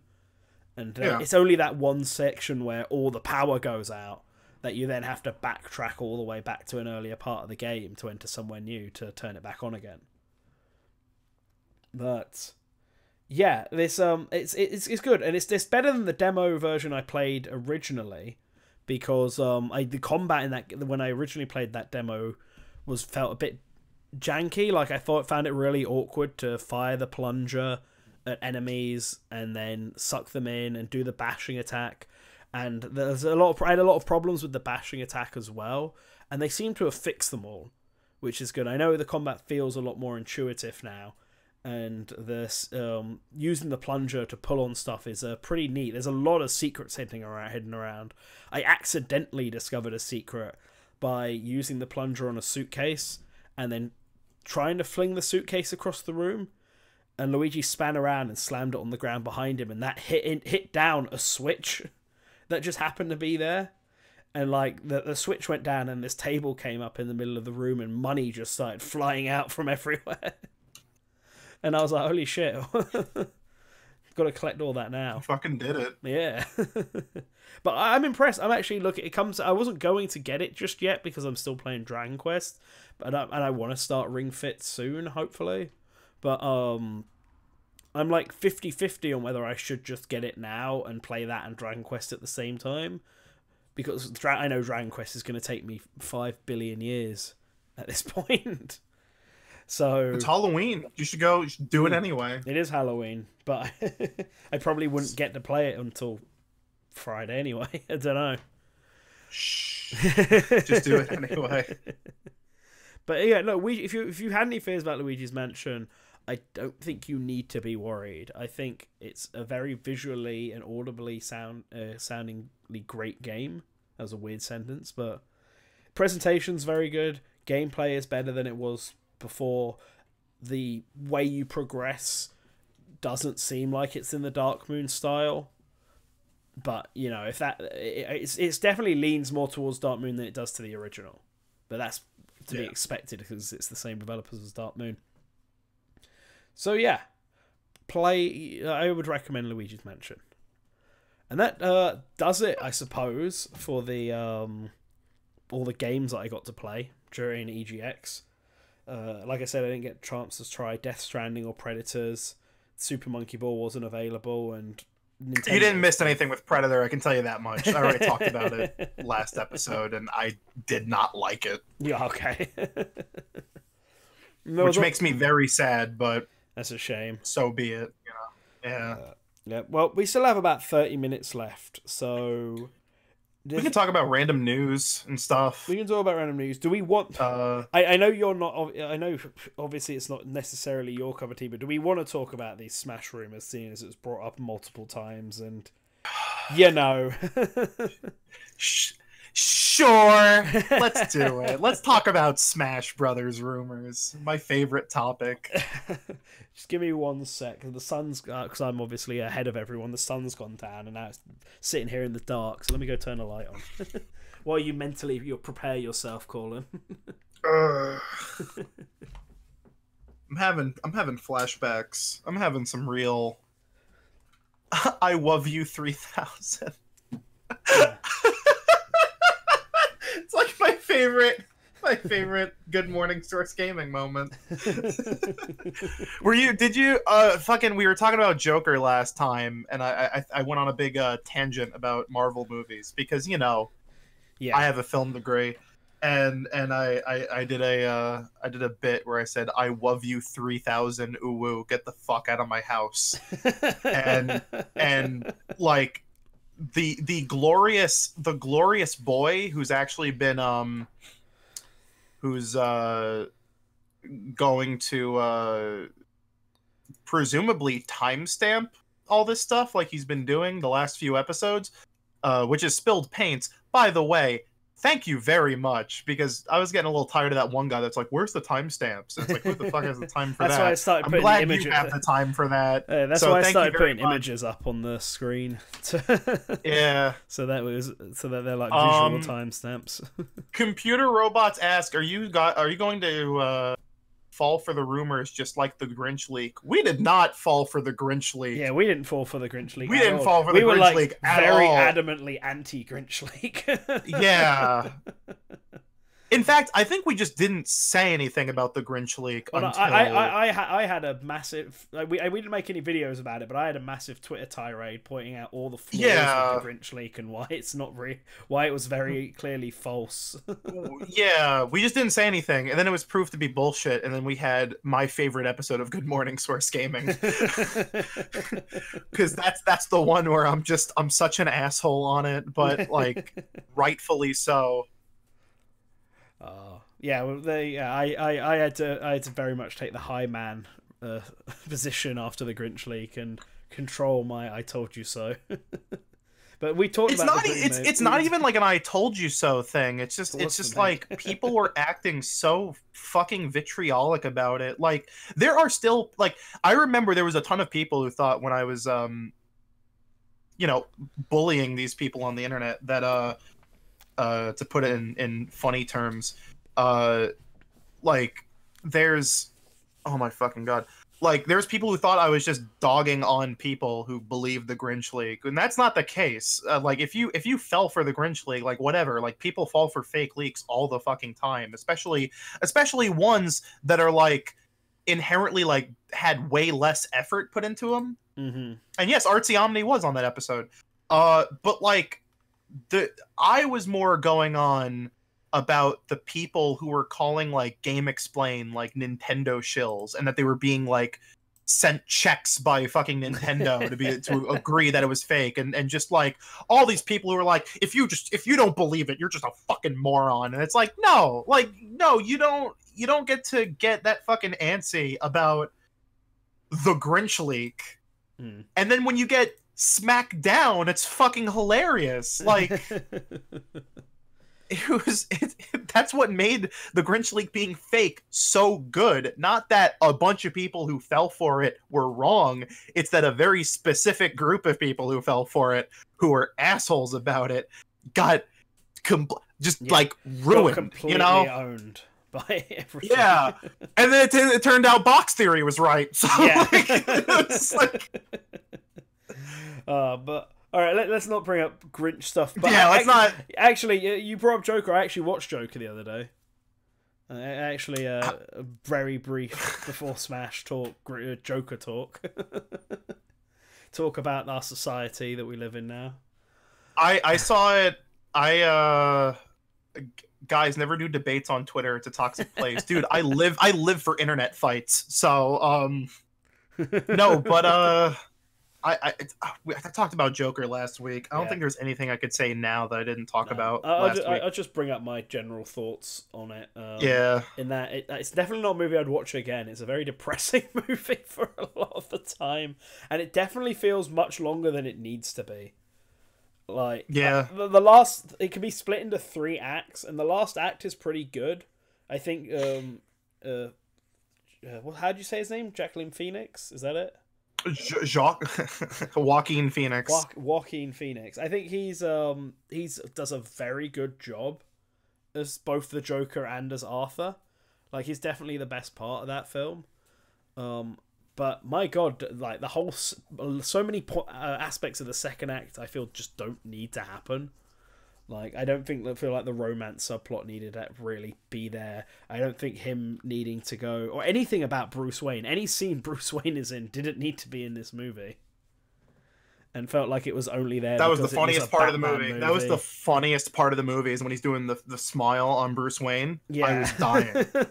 Like, that whole scene doesn't need. They could just have him finding out about, or you know, what he thinks about is that whatever Bruce's dad's called, Mr. Wayne, I'll call him, and then cutting forward to the theater he's gonna be at and meeting him in the toilet.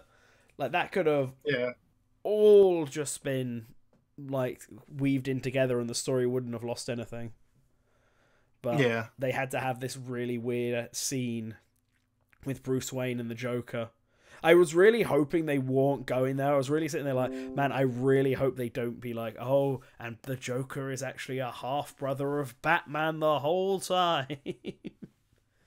Because I was just going to be like, no. The parts where it ties into the overall Batman canon is like the worst parts of the movie. Yeah, it is. Because it just man, so people are like, I have seen people on Twitter being like, you know, we should give Joker credit because it's an R-rated movie that made a bunch of money and it didn't have to rely on sequels or like an extended universe. And I'm like, it's a fucking Batman movie. Yeah. What are you talking about? Yeah, no, that's are you fucking? That's the thing. Like, are you joking? This isn't the first sort of movie that's done this storyline or has had this message about society. Like, this isn't like the first one of its movie, but it's the most popular one because it's a Batman movie. People went to go see it because it was a Batman movie and people know the Joker.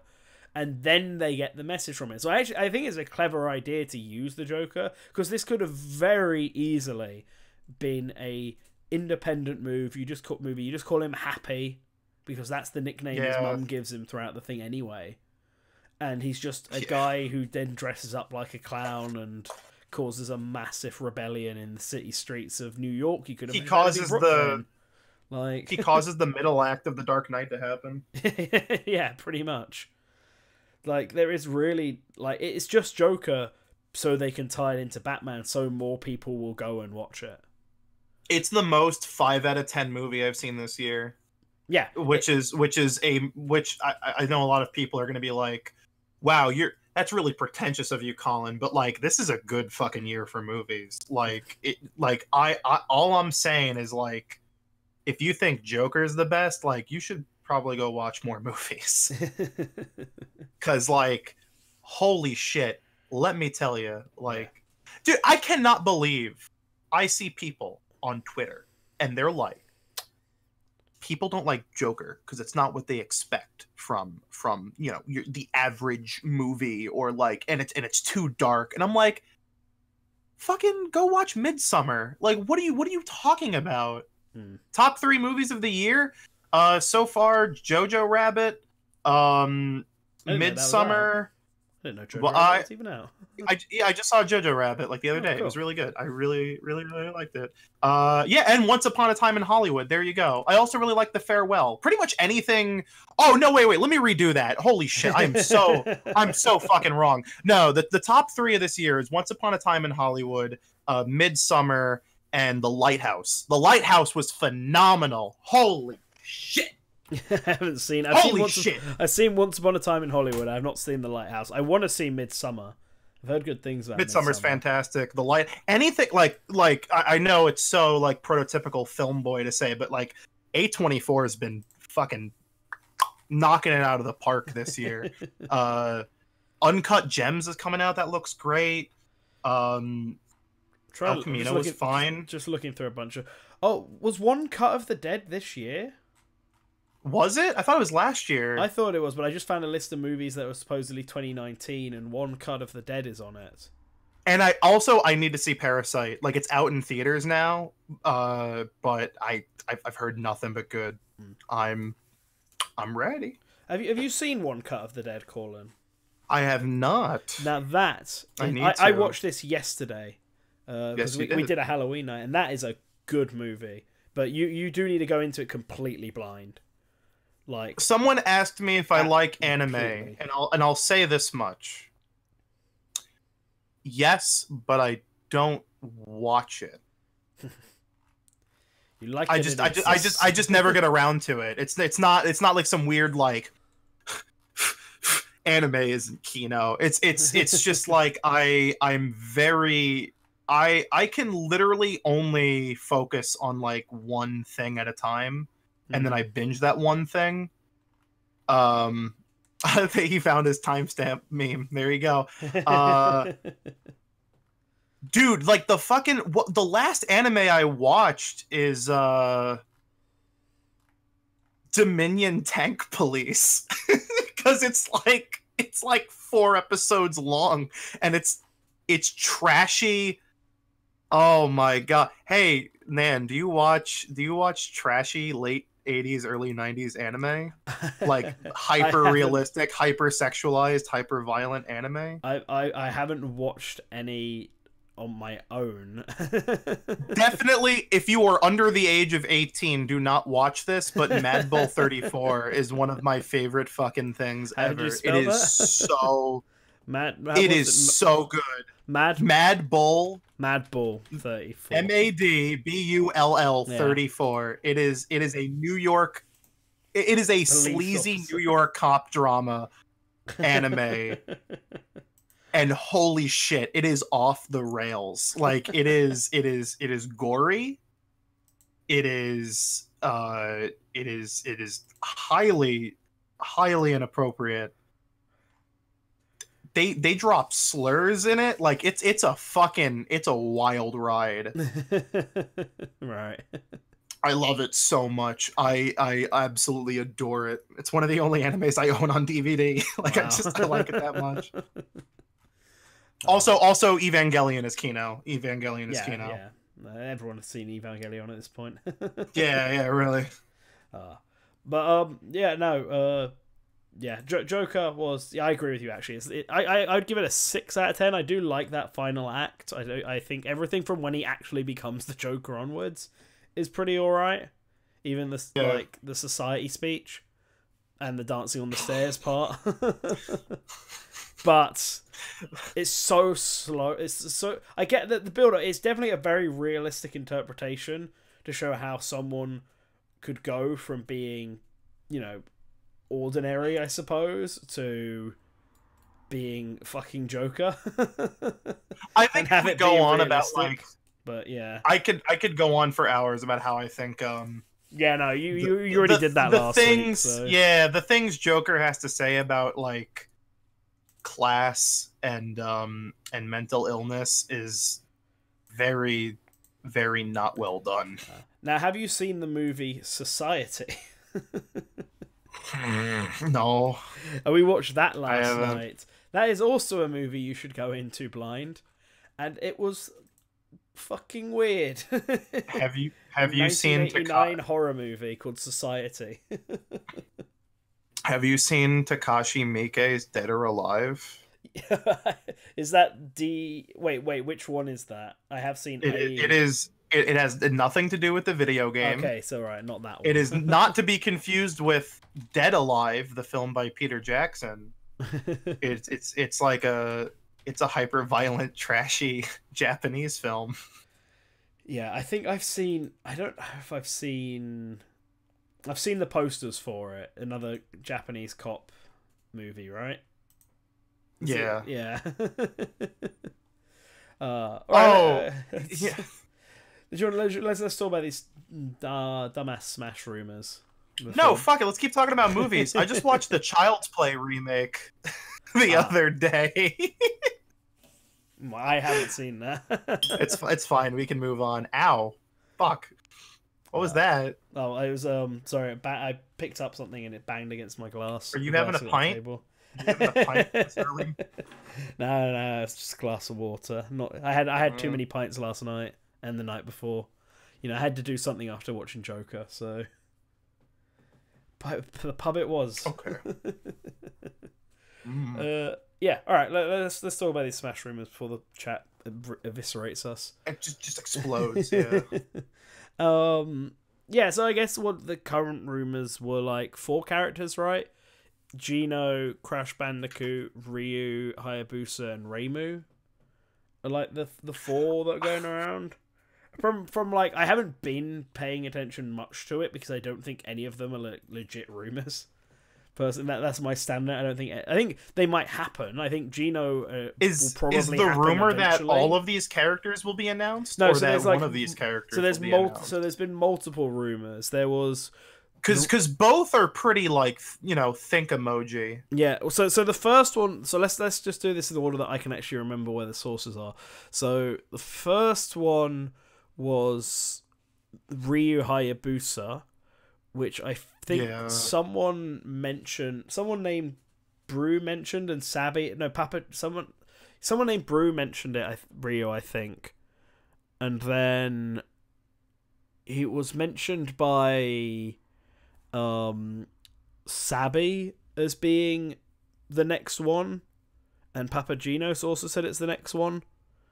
So Ryu is like going to be coming in. It's the guy who leaked Piranha Plant.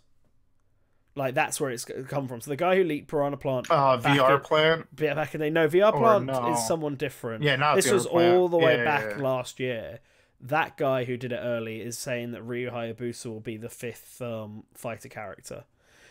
But then there is the Crash Bandicoot one, where I think that one's Brew, where someone who has had a good track record before has said that Crash Bandicoot is going to be coming up and might be the 5th one, but Ryu is also happening, and he might be the 5th one. One of them will be, and the other one will be, extend the next DLC character.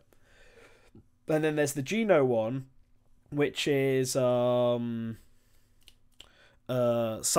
sent a message to Papagenos all the way back in like July, with basically a list of Mii Fighter costumes, and said that like here are some upcoming Mii Fighter costumes, and it had the ones that got revealed like Rocket Grunts and Goemon. Which a lot of people are thinking, if this was sent all the way back then, I mean, that's very specific to... That'd be a really lucky guess, right?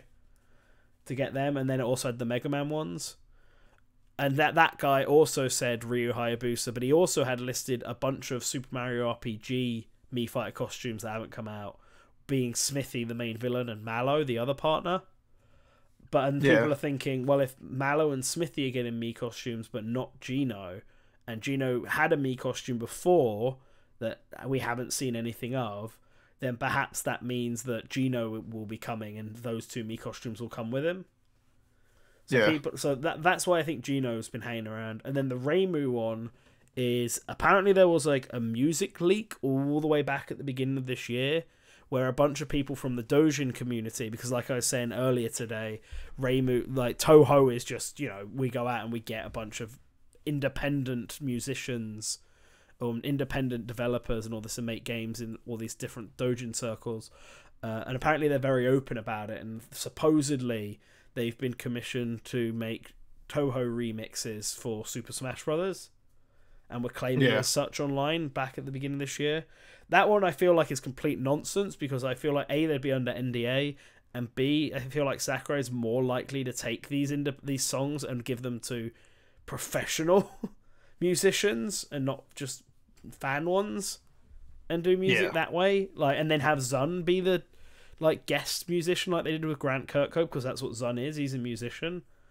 But there was another Reimu one on Smashboards where supposedly some guy who's close enough with development gave like a long list of names of characters that were apparently at least being considered to appear, and that list had Ryu on it. That list had Ryu, Gino, and Crash as well, maybe, but it also had Reimu, and it also had Phoenix Wright, and then I think it had one more character, but I can't remember who it was. It wasn't a first party one though, I'm pretty sure. Unless it was Astral Chain, I don't remember. To be honest, I feel like they're all complete bullshit anyway.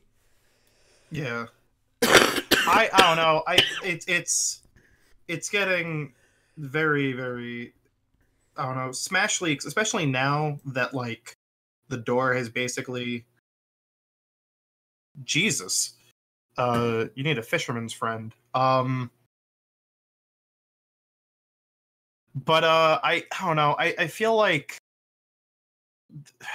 Smash Leaks are too fucking, I don't know, like they're too up in the air. Like there's just so much like maybe this will happen, maybe this will happen. I don't fucking know.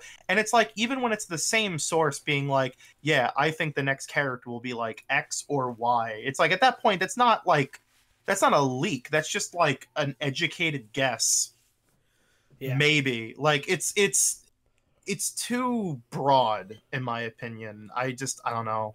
Yeah, and there's so many people who get lucky guesses all the time and stuff. Like, I mean, there was a guy on Twitter that like Spazzy retweeted who was like, the characters I want to see are Hero, Banjo, Terry, and then put Ryu as the fourth one. And it's like if he just reworded that to being, I have heard these characters are going to be in the game. Like that's 3 out of 4 already. I reckon everyone would be jumping on that, being like Ryu must be the fourth. It's like no, it's just a guess, right? Yeah. So people I think also just read into shit way too much, which comes from my favorite character to be discussed for Smash Brothers, which is Doom Guy. Yeah. Because I'm gonna say it, fellas, close your ears if you don't want to hear it, but I'm gonna say it. I think the Doom Guy for Smash community is the most obnoxious of the bunch.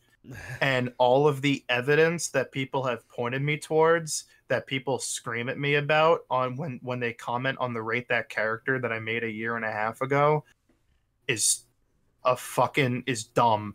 Most of it is completely fucking dumb and seems totally innocuous. And I am saying that as the biggest, as probably, like, I don't want to be that guy that's like, I'm the biggest Doom fan ever, but it's my favorite game of all time. It is my favorite series of all time.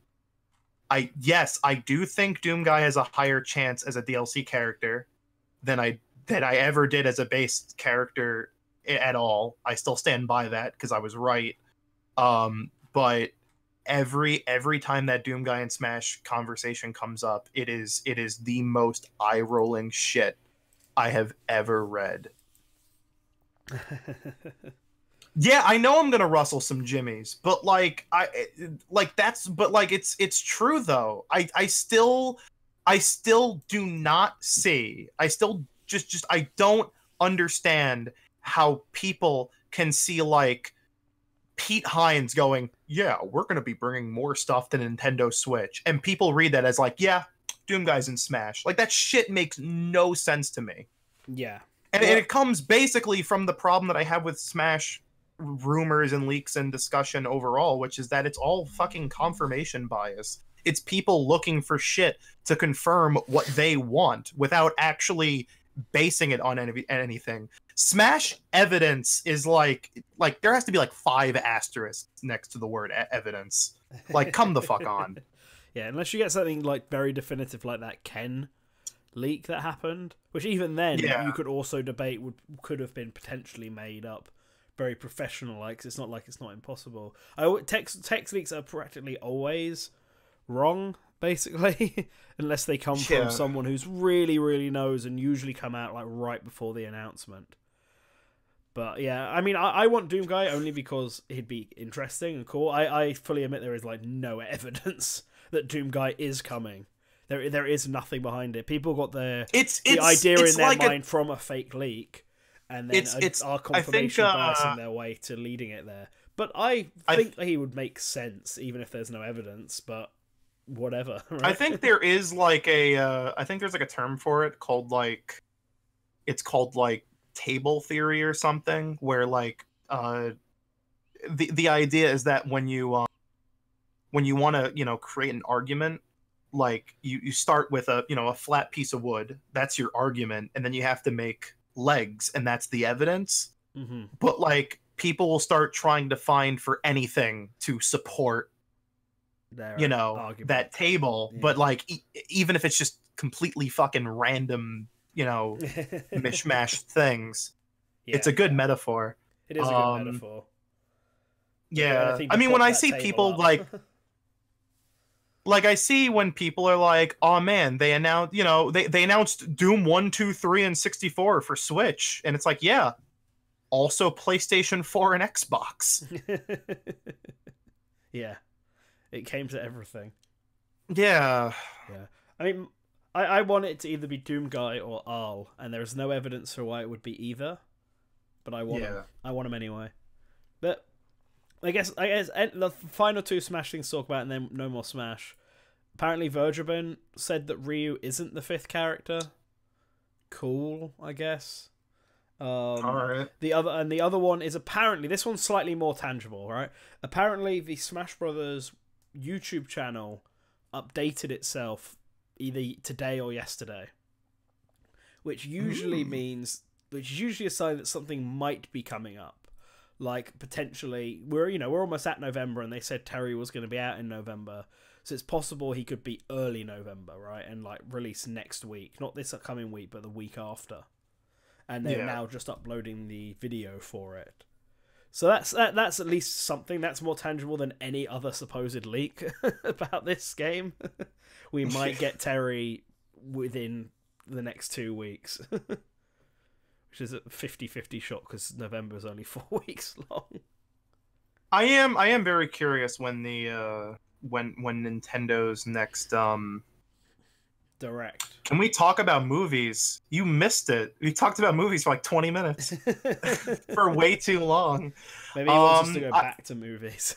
I will say though, this is not totally Smash related, but it can be. I am wondering when that next Nintendo Direct will be. I am actually kind of itching for another Nintendo Direct. I feel like we'll get one in December.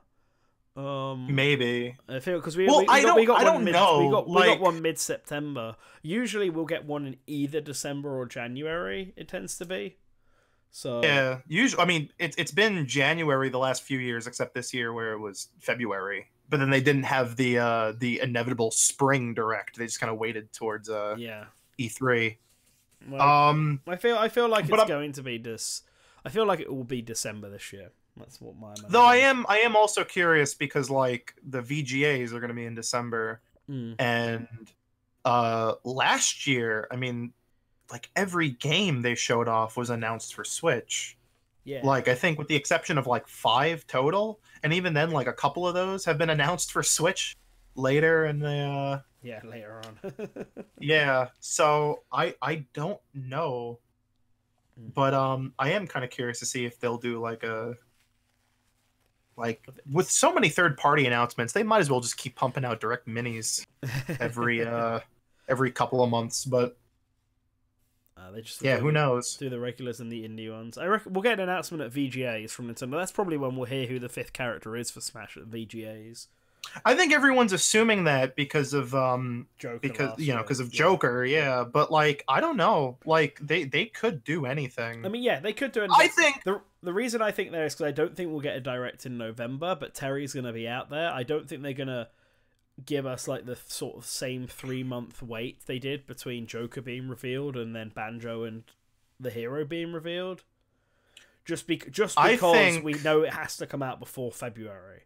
So I feel Yeah. like doing it at the VGAs. If they don't do it at the VGAs, then I feel like there's a December Direct where they're going to do it on instead.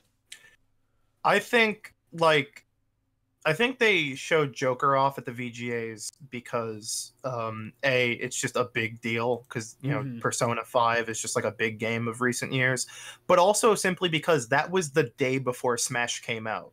Yeah. So like you might as well pump the hype levels for that game that's literally about to come out the day after, all the fucking way up. Do you think Bayo 3 news anytime soon? Maybe. Now that Astral Chain is out, I think we'll start hearing about Bayo. I think like I don't know.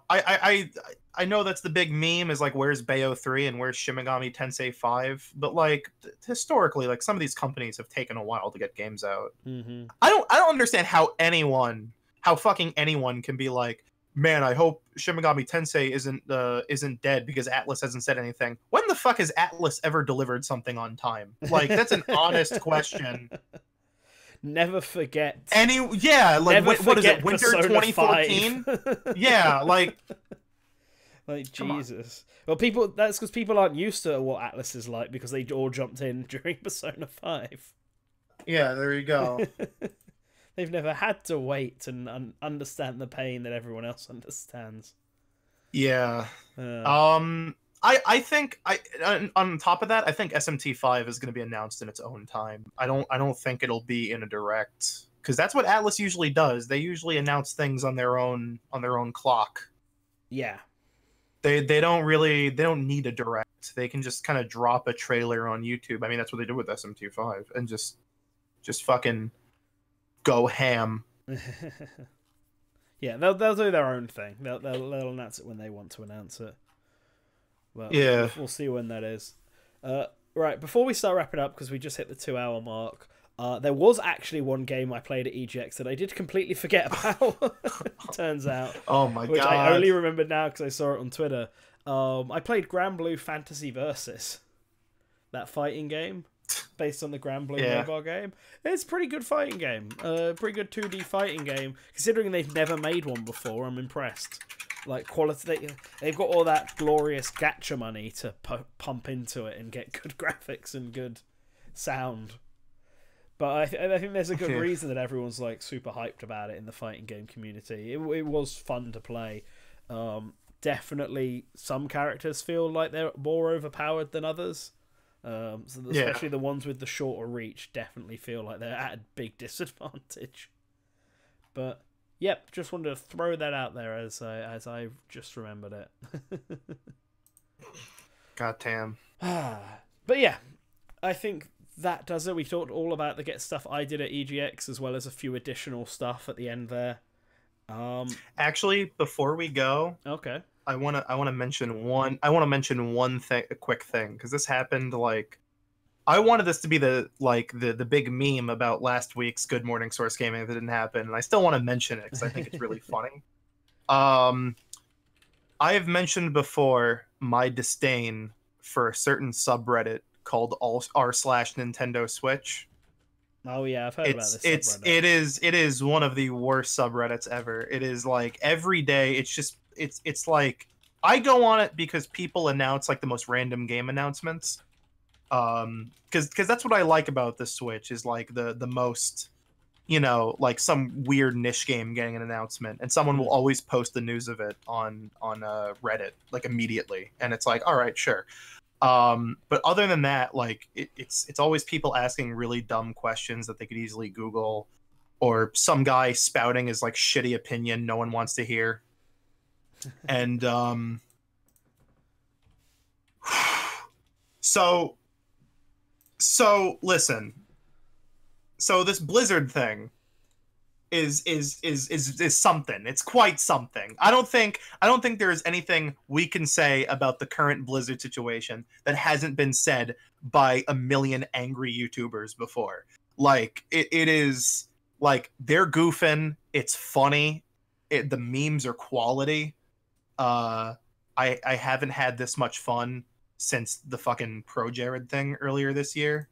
Like just everyone just coming together and just absolutely like teaming up to make fun of something.